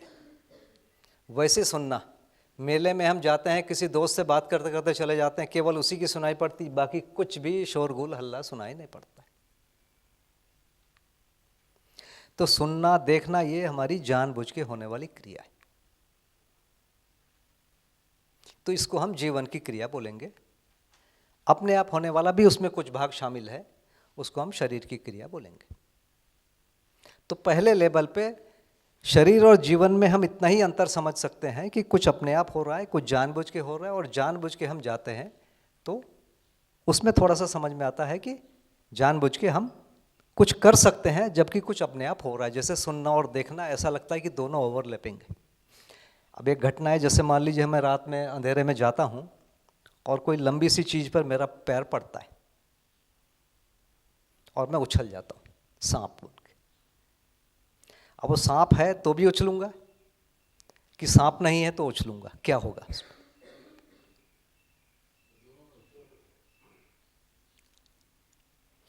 यदि रस्सी है और मैंने सांप समझ लिया तो भी उछलूंगा, और यदि सांप है और मैं नहीं माना तो भी मैं कुचल के चला जाऊंगा, नहीं उछलूंगा। तो रस्सी को सांप मार लेने पर एक अलग प्रकार की घटना होगी, सांप को रस्सी मारने पर अलग घटना होगी। तो ये जो उछलता है शरीर, या हम ये करते हैं, ये मानने पर बहुत ज़्यादा डिपेंड करता है। लेकिन यदि हम गरम तवे या गरम प्रेस का बात करेंगे, जैसे हाथ वहाँ टच होगा अपने आप दूर हो जाएगा, वो करना ही पड़ेगा। तो हाथ टच होना तो हमको समझ में आता है कि ये एक अपने आप होने वाली क्रिया हो गई। लेकिन जैसे ही हम रस्सी को और सांप को उस ढंग से देखने जाएंगे तो पता चला कि यदि हमने सोच लिया है तो शरीर उछलेगा, उस पर डिपेंड करेगा कि हमने सोचा क्या है। तो ये मोटा मोटा एक अंतर है शरीर को और जीवन को, दोनों को अलग अलग पहचानने की, जानबूझकर होने वाली क्रिया और अपने आप होने वाली क्रिया को पहचानने की। ये मोटा मोटा दो अंतर है। अब इसमें एक चीज आएगा कि शरीर में जितनी भी चीजें हैं उसमें भार है।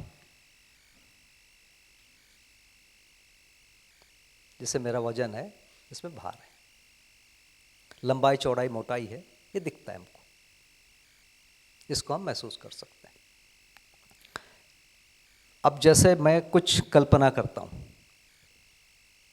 जैसे मान लीजिए मैं हाथी की कल्पना करूंगा, तो क्या मेरा वजन बढ़ जाएगा? नहीं बढ़ेगा। चूहे की कल्पना करूं तो भी कुछ नहीं होगा। तो कल्पना मैं जानबूझ के करता हूं कि अपने आप हो रहा है?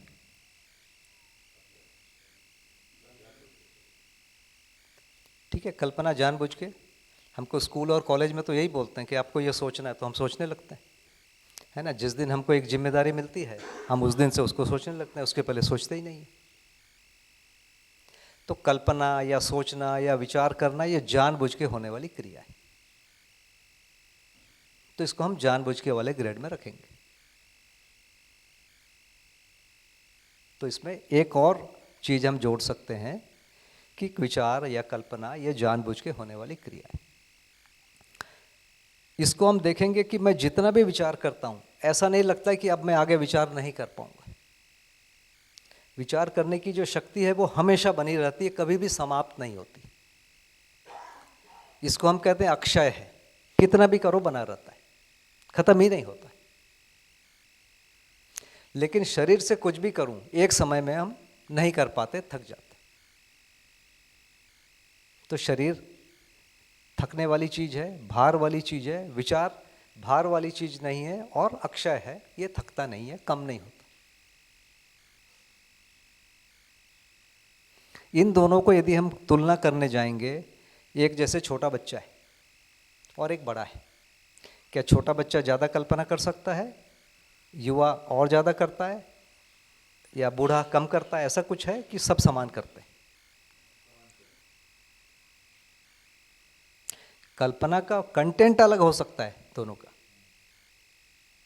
छोटा बच्चा खिलौने की कल्पना करेगा, सारा दिन करेगा, है ना। बूढ़े लोग अपने पोते पोती की शादी कराने की कल्पना में दिन भर करेंगे, लेकिन छोटे बच्चे भी गुड्डे गुड़ियों की शादी कराते रहते हैं। तो कल्पना भी बच्चों में आ सकता है।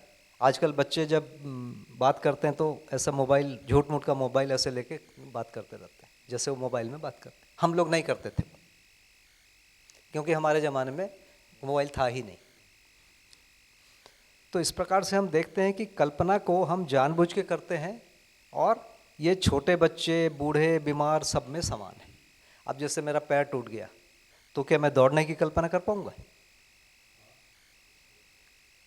तो ये जो कल्पना है शरीर से अप्रभावित है, चाहे शरीर बूढ़ा हो, चाहे बच्चा हो, चाहे बीमार हो, चाहे थका हो, चाहे स्वस्थ हो, कल्पना निरंतर चलती रहती है। ये अक्षय चीज है और शरीर भार वाला है और ये स्थिर चीज है, इसकी गति बहुत कम है।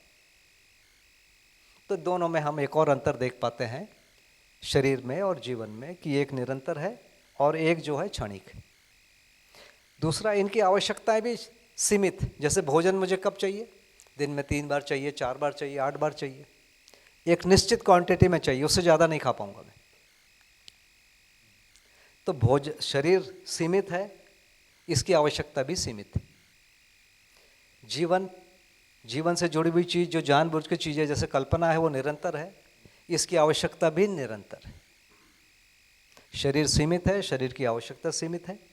जीवन निरंतर है, जीवन की आवश्यकता भी निरंतर है। जैसे मुझे सम्मान का आपने एक बार दे दिया, आज नमस्ते बोल दिया, तो अब मेरे को हमेशा के लिए होगा कि अब मुझे हर बार नमस्ते सुनना है, मेरी आवश्यकता बन गई, निरंतर चाहिए। शरीर को कुछ समय चाहिए, उसके बाद उसको ले ही नहीं सकता। तो शरीर की आवश्यकता और जीवन की आवश्यकता में यदि हम चले जाएं तो शरीर की आवश्यकता निरंतर है, कभी कभी है, जीवन की आवश्यकता निरंतर है। शरीर भार सहित है, जीवन भार रहित है। दो ये मोटे मोटे चीज़ें होती है। और तीसरा जो इसी के जोड़ के बनाए कि शरीर जो है वो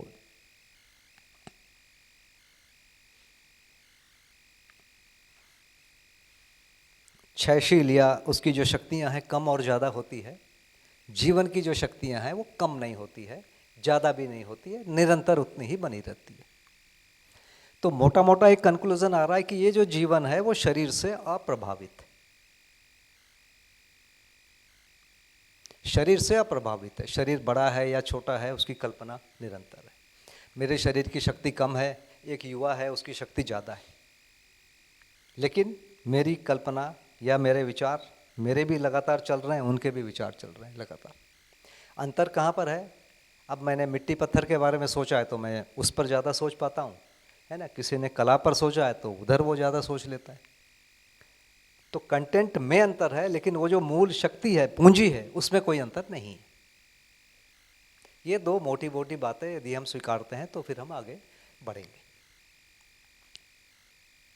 जिसको हम शरीर कह रहे हैं और जिसको जीवन कह रहे हैं, उनके स्वरूप में भी अंतर है। भार है, एक में भार नहीं है, एक क्षयशील है, एक अक्षय है या निरंतर है। और आवश्यकता भी दोनों की अलग अलग है। शरीर की आवश्यकता पूरी भार वाली आवश्यकता है, लेकिन जीवन की आवश्यकता जैसे सम्मान चाहिए तो सम्मान में कोई भार वार है नहीं। विश्वास चाहिए, विश्वास में भार नहीं है। तो शरीर की आवश्यकता और जीवन की आवश्यकता की क्वालिटी में भी कंप्लीटली अंतर है। अब जो चूक है, हमने शरीर की आवश्यकता से सम्मान को जोड़ दिया। जो गलतियां हुई है, जैसे अभी हमने बात किया ना कि देखना या सुनना शरीर की क्रिया है कि जीवन की, तो कुछ लोगों ने कहा शरीर की, कुछ ने कहा जीवन की, कुछ ने कहा दोनों है। वैसे ही हमारे में जो बेसिक चूक हो रही है कि जो शरीर की आवश्यकता है उसको हम जानते हैं, जैसे कपड़ा चाहिए, भोजन चाहिए, घर चाहिए, गाड़ी चाहिए, शरीर के लिए चाहिए। अब इसको मैं सम्मान से जोड़ देता हूँ। यदि मेरा घर बड़ा है तो मेरा सम्मान बड़ा है, या मेरे कपड़े यदि चमकदार हैं तो सम्मान ज़्यादा है। ये एक चूक होती है। शरीर की आवश्यकता को ही हम पहचान रहे हैं, वो कैसे मिलेगा वो जानते हैं, और हम सोचते हैं कि इसी से दूसरी वाली जो जीवन की आवश्यकता है वो भी मिलती रहेगी। जो यदि मूल में कहीं हमसे चूक है तो यही जगह है। सम्मान, विश्वास, स्नेह और भी चीज़ें आगे हम देखेंगे। जो जीवन की मूलभूत आवश्यकता है वो कैसे मिलेगी हमको पता नहीं, उसके लिए कोई अध्ययन या ऐसा कोई सिस्टम नहीं। हम सीधा सीधा मान लेते हैं कि इन भौतिक वस्तुओं से मिल जाएगा। तो ये शरीर और जीवन में एक मूलभूत अंतर को हम देख सकते हैं। उसके पाने के लिए फिर विधि को आगे सोच सकते हैं। तो ये थोड़ी सी चर्चा है इंट्रोडक्शन वाली, तो इस पर थोड़ी भी चर्चा और कर सकते हैं यदि आवश्यकता लगती है तो, नहीं तो फिर और आगे हम बढ़ेंगे।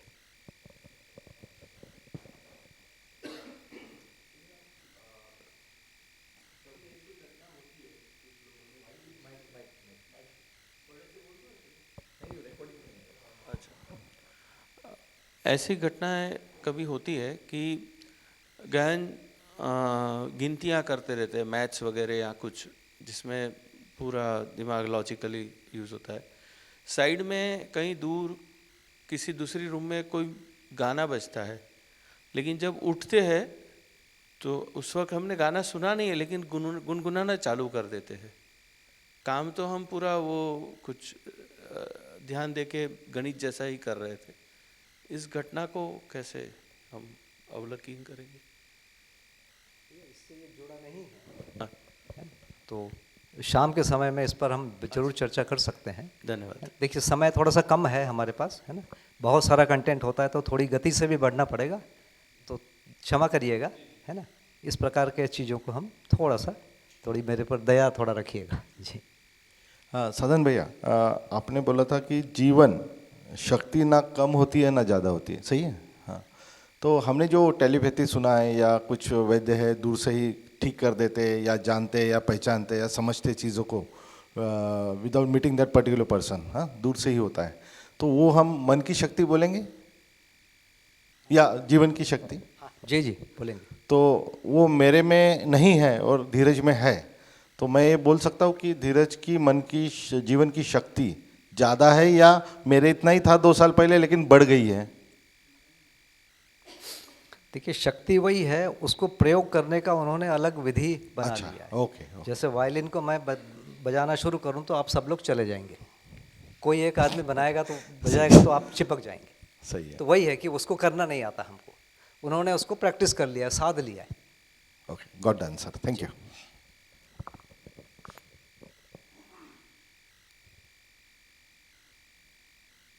आप दोनों भी शिविर में बैठे हैं, सुनैना दीदी और रेवा दीदी। एक जन और बैठे हैं छोटे, उसको भी पूछ सकते हैं।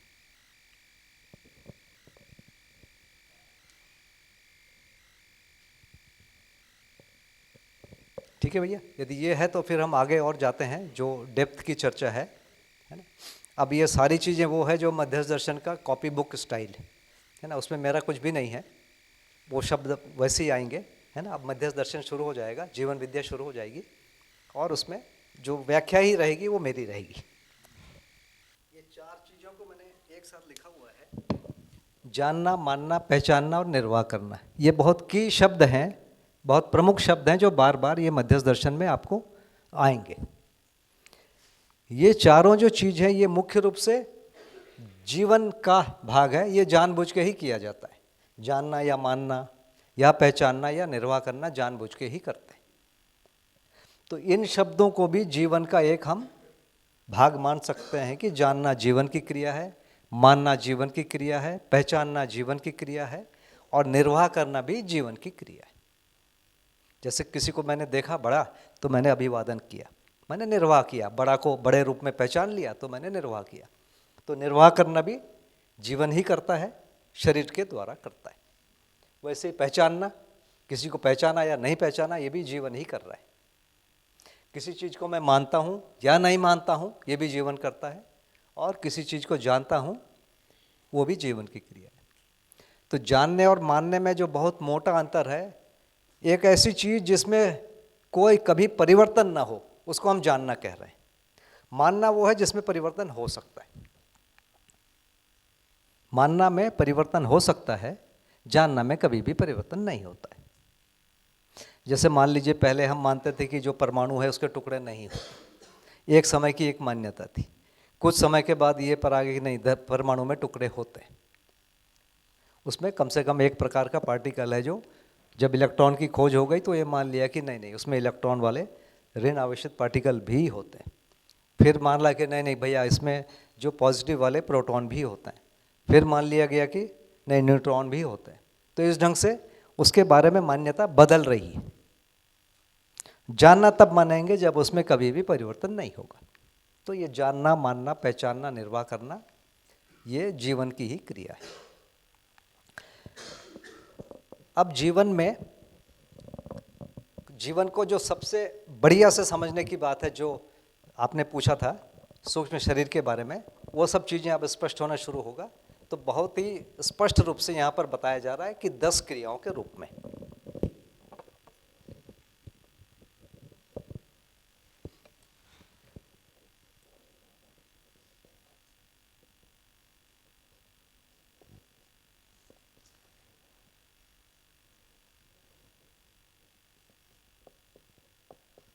मन, वृत्ति, चित्त, बुद्धि और आत्मा।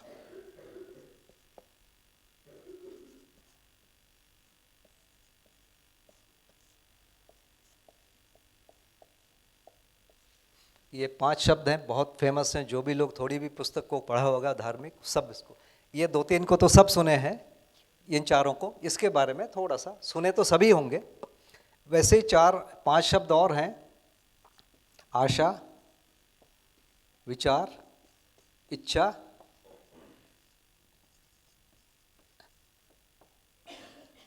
ऋतंभरा,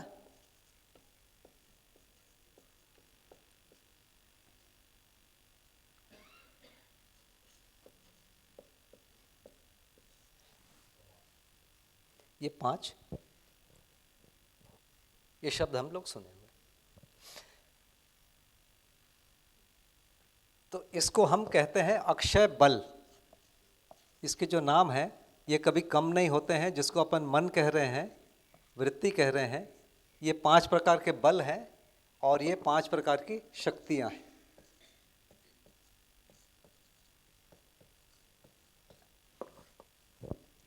अब इनको हम पहचानेंगे क्रिया के द्वारा।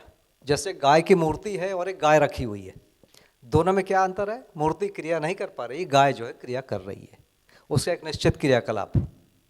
तो वैसे ही इन शब्दों के द्वारा हम कोई ना कोई क्रियाकलाप को ढूंढेंगे। तो मन और आशा ये दोनों जुड़ी हुई चीज है। आशा को हम कहते हैं चयन क्रिया, मन को कहते हैं आस्वादन क्रिया।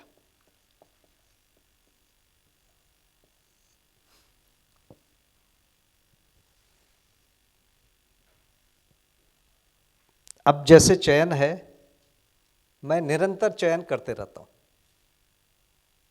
लगातार, अभी एक फिर दूसरा तीसरा, ये शरीर से नहीं होता है। यदि आप मन के स्तर पर देखेंगे तो हर समय कोई ना कोई चीज़ों का हम चयन कर ही रहे हैं। तो मन को, चयन को हम एक अक्षय शक्ति के रूप में पहचानते हैं। वो एक क्रिया है, लगातार चयन करते रहता है और हर चयन के साथ कोई ना कोई आस्वादन होता है। जैसे मान लीजिए मैंने मिठाई चुना, तो मिठाई का एक स्वाद है जो मुझे पता है। वैसे ही कोई फूल को चुन लिया, उसका एक सुगंध मुझे पता होता है। तो हर चयन के साथ एक आस्वादन जुड़ा होता ही। तो चयन और आस्वादन 2 क्रिया है जो लगातार होते रहती है। ये पहले लेवल का चीज है। और जो भी चयन और आस्वादन होता है वही आगे और ऊपर जाता है। ये पहला लेयर है। इन सबको हम जीवन कह रहे हैं। इसमें पहला लेयर मन है, दूसरा, तीसरा, चौथा, ये 5वां, ये 5 एक प्रकार के लेयर है।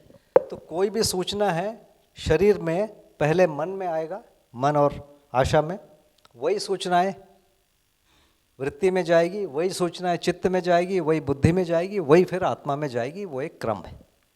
तो जो सूचनाएं हैं उसका सीधा सीधा स्रोत हमारी 5 ज्ञानेंद्रियां हैं या 5, ये हमारा शरीर है। इस शरीर के द्वारा जो भी सूचनाएं आएंगी वो मन तक पहुंचेगी। अब जैसे मैंने जीभ में रख दिया मीठा, तो जो मीठा है ये शरीर के साथ मिलके एक प्रकार का स्वाद हुआ, ये एक प्रकार का ये आस्वादन हुआ जो शरीर से जुड़ के चीज़ों का आस्वादन हुआ। लेकिन कुछ चीज़ों का आस्वादन वैसा नहीं है। जैसे मान लीजिए किसी ने मेरे पिताजी के बारे में बोला या हमारे गुरुजी के बारे में बोला, तो जैसे ही उसको सुनता हूँ उस प्रकार का चयन हो गया, उसी के साथ एक आस्वादन होता है सम्मान का या गौरव का या विश्वास का। तो कुछ चीज़ें हैं आस्वादन जो शरीर के द्वारा हो रही है, कुछ आस्वादन है जो शरीर से भिन्न हो रही है। आस्वादन को हम दोनों कैटेगरी में देखेंगे। तो मन जो है आस्वादन करने वाला है और आस्वादन के लिए चयन किया जाता है। ये मानव की 2 क्रियाएं हैं, वो लगातार हो रही है और कंटिन्यूस हो रही। उसमें दोनों भाग हैं। एक केवल जो शरीर से होने वाला आस्वादन है, दूसरा जो है शरीर से भिन्न होने वाला आस्वादन है, जैसे सम्मान है, विश्वास है, गौरव है, ये चीजें। तो आस्वादन और चयन क्रिया ये मन की क्रिया है और ये हम आगे बढ़ेंगे। तो जो भी आस्वादन होता है उसका आगे और जाके विश्लेषण होता है।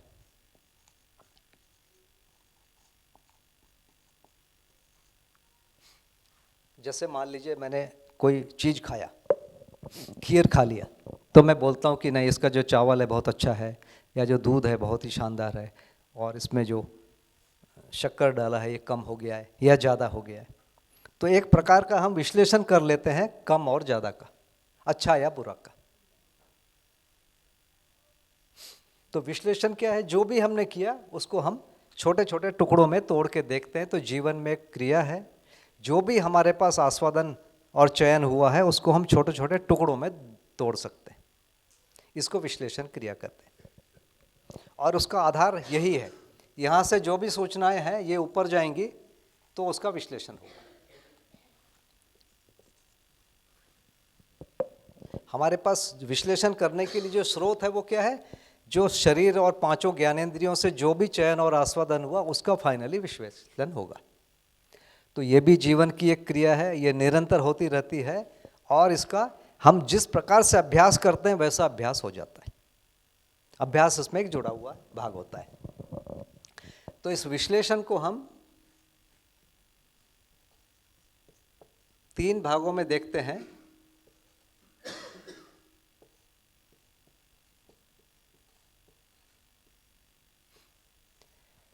जैसे मान लीजिए मुझे कोई बोलता है कि चाय बनाना है, तो चाय बनाना एक निश्चित प्रक्रिया है, वो बदल देंगे तो चाय नहीं बनेगी। जैसे पहले एक पतीला लेंगे, फिर उसमें पानी डालेंगे, फिर उसको आग में रखेंगे। यदि पहले हम आग जलाए फिर पानी डाल दिया फिर पतीला कर देंगे तो चाय नहीं बनेगी, आग ही बुझ जाएगा, है ना। तो एक निश्चित क्रम है और क्रिया है, कितना पानी डालना है, कितने देर तक उबालना है, कितने देर तक ठंडा करना है। तो ये एक हर निर्णय के पीछे काल क्रिया है, काल है और निर्णय में हाँ या ना है।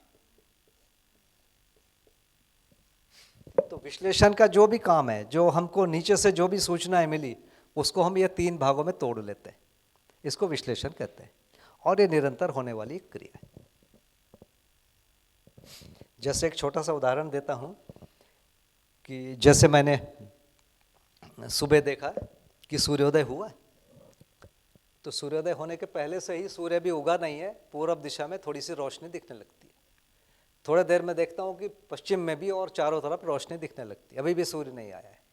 फिर देखता हूँ कि छोटा सा एक किनारा सूर्य का लाल रंग का दिखता है।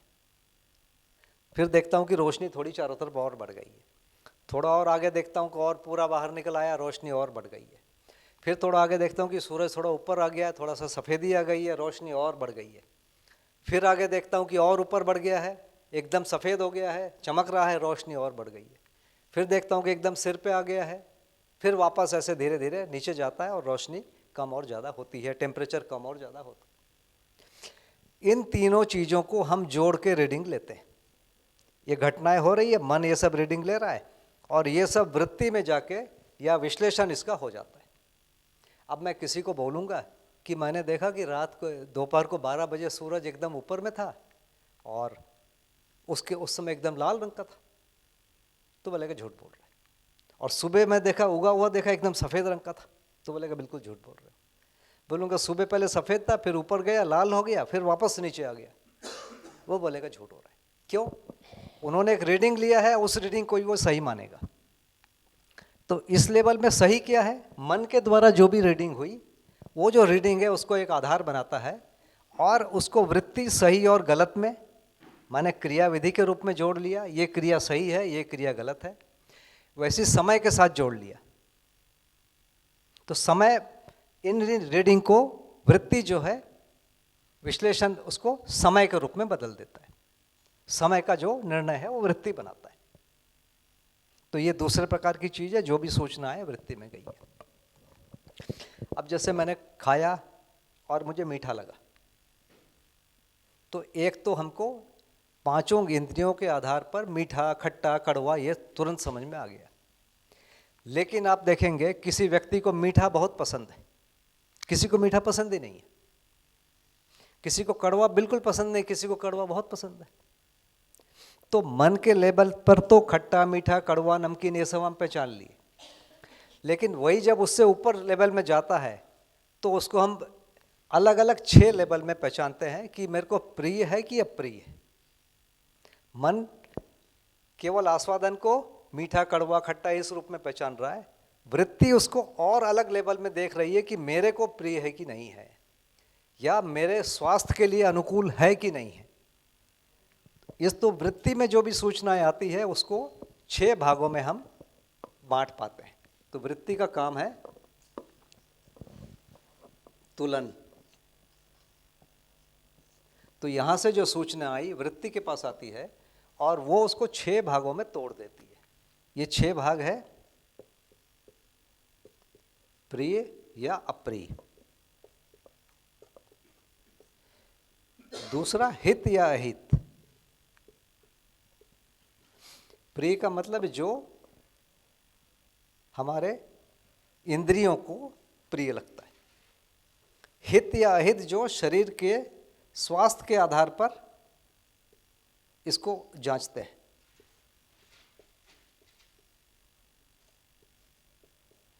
प्रिय अप्रिय इंद्रिय सापेक्ष है, हित और अहित जो है वो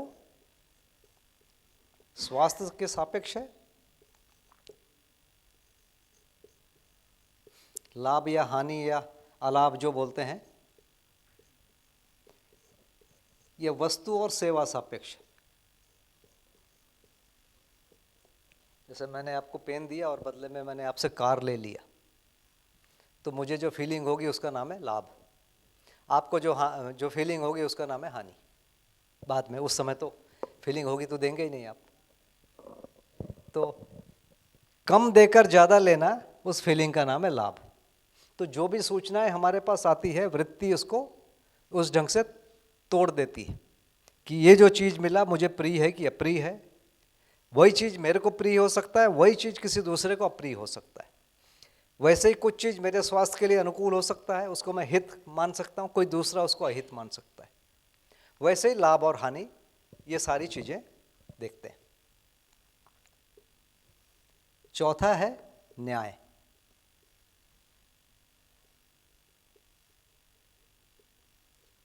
पांचवा धर्म और छठवां सत्य। मुख्य रूप से ये जो 3 बिंदु है ये हमारा दर्शन में अध्ययन का भी मुख्य कार्यक्रम है। न्याय क्या है, धर्म क्या है और सत्य क्या है। न्याय और अन्याय, धर्म और अधर्म, सत्य और असत्य। तो न्याय है व्यवहार सापेक्ष।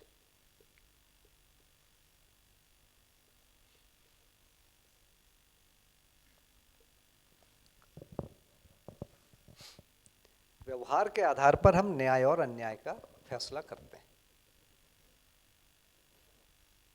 जैसे किसी ने मुझे सम्मान किया तो मुझे अच्छा लगता है।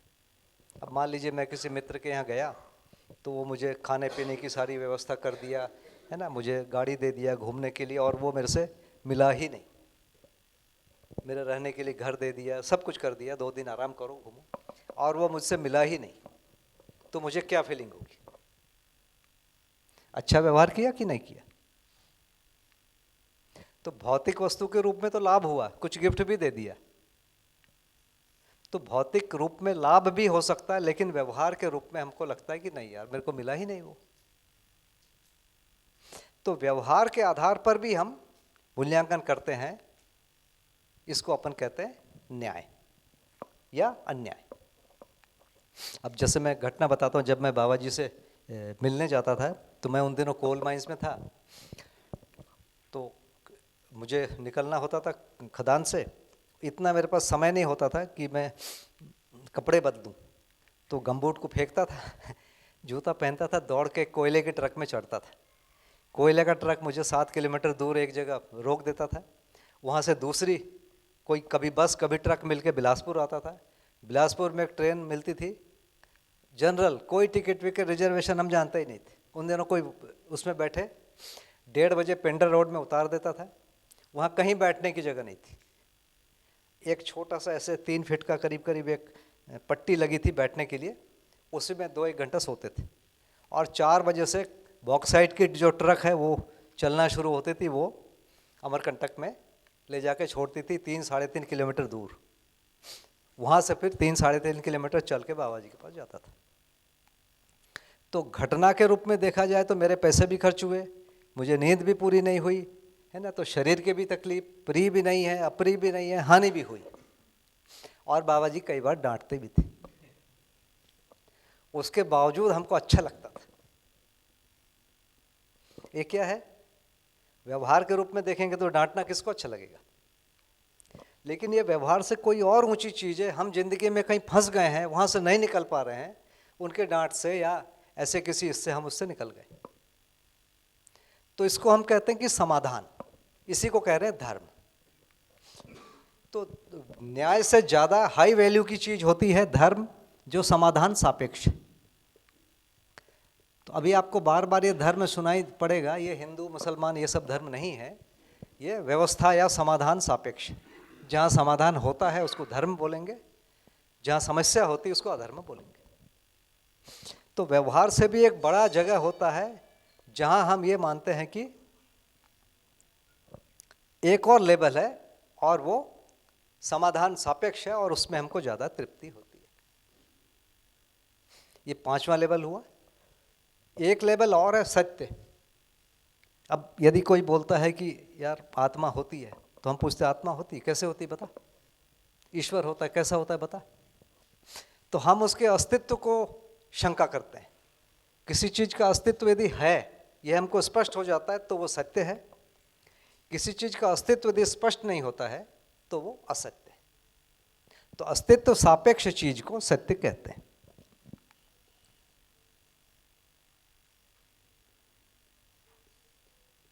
अस्तित्व सापेक्ष, ये सभी सापेक्ष है, केवल इसी में लिख रहा हूं। तो ये न्याय धर्म और सत्य मुख्य रूप से हमारा आगे का कंटेंट होगा चर्चा करने का। और उसके लिए जो बेस लाइन हमको समझ में आ रहा है कि व्यवहार के आधार पर न्याय का निर्णय होगा, समाधान के आधार पर धर्म का निर्णय होगा, और किसी चीज़ का अस्तित्व है या नहीं है इसी आधार पर सत्य का निर्णय होगा।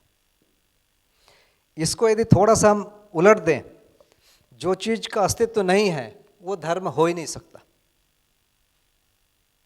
जिस चीज़ का अस्तित्व नहीं है उसके आधार पर धर्म डिफाइन होगा ही नहीं, समाधान डिफाइन ही नहीं होगा। तो सत्य के आधार पर धर्म डिफाइन होगा, माने अस्तित्व के आधार पर समाधान डिफाइन होगा, इसके आधार पर न्याय समझ में आएगा। जो समस्याकारी है वो कभी भी न्याय नहीं होगा। तो इन तीनों जगह पर हम लोग अब ध्यान आकर्षण करेंगे। इसको पहचानने वाली जो चीज़ है मानव में वृत्ति है, तुलना करती है। तो कोई भी व्यक्ति हमसे मिलता है, कोई भी घटना होती है, हम 6 प्रकार से तौलते हैं। ये प्रिय है या हित है या लाभ है, न्याय है, धर्म है, सत्य। और यदि हम मोटे मोटे तौर पर देखेंगे, व्यक्तियों का यदि विश्लेषण करेंगे, तो एक वर्ग है जो इसी में जिंदगी को जीना चाहता है, इसी में सुख मिलता है, और एक वर्ग है जो न्याय धर्म सत्य में जीना चाहता है। तो 2 मोटे मोटे डिवीजन मिलेंगे। एक प्रिय हित और लाभ में जीने को मज़ेदार मानता है, एक न्याय धर्म और सत्य में जीने को बढ़िया मानता है। और इसके हम सैकड़ों उदाहरण व्यवहार में देखेंगे। डांटते हैं तो भी लोग हमसे आके मिलते हैं, या मुझे कोई लोग डांटते हैं मैं उनसे जाके मिलता हूँ। तो व्यवहार से मैं उसको ज़्यादा अच्छा मानता हूँ। कई जगह हमारे बहुत सारे कष्ट होते हैं तो भी हम मिलते हैं, मिलके हमको अच्छा लगता है। तो व्यवहार प्रिहित लाभ से ऊंचा है। जैसे बहुत छोटा उदाहरण है, हम कुछ भी कमा के लाते हैं अपने परिवार में दे देते हैं। एक प्रकार से तो हम मेहनत से कमाए वो चला गया, लेकिन मिला क्या? हमको वहाँ सम्मान मिला, विश्वास मिला, स्नेह मिला, भाईचारा मिला। इनको पाने के लिए हम उसको अर्पित कर देते हैं। तो न्याय धर्म और सत्य ये मुख्य हमारा कंटेंट है। इसको पाने की जो विधि है वो प्रीहित लाभ वाले वस्तुओं से ही मोटा मोटा होता है। तो वृत्ति जीवन में एक ऐसा भाग है जो तुलना करता है, और ये तुलना एक मनुष्य 6 प्रकार से कर सकता है। 6 से अधिक होता ही नहीं है। 6 से अधिक प्रकार से तुलना कर ही नहीं सकते, और 6 से कम में मनुष्य तृप्त भी नहीं होगा। तो ये इसका ब्यूटी है कि इससे अधिक होता नहीं है और इससे कम में काम नहीं चलता है। तो आगे प्रीहित लाभ की हम और आगे जाके चर्चा करेंगे, न्याय धर्म सत्य की भी चर्चा करेंगे। तो ये 2 जगह है जिसको हम कह रहे हैं। तो जीवन मुख्य रूप से शरीर से एक भिन्न वस्तु है, और शरीर में भार है, जीवन में भार नहीं है। शरीर की आवश्यकता भार युक्त है, जीवन की आवश्यकता भार रहित है। शरीर जो है क्षयशील शक्तियों का स्वामी है, या वो कम होता रहता है, बढ़ता घटता रहता है, समाप्त हो जाता है। जीवन की शक्तियाँ कभी घटती नहीं है, निरंतर बनी रहती है। इनसे हमने इतना ड्रॉ किया कि जीवन अलग है और वो शरीर से अप्रभावित है। ये ज़्यादा महत्वपूर्ण बिंदु है कि यदि वो शरीर से अप्रभावित है तभी वो निरंतर हो सकता है। तो ये मोटा मोटा हो गया, तो थोड़ा सा रुकते हैं, घंटी बजी थी, चाय पी लेते हैं।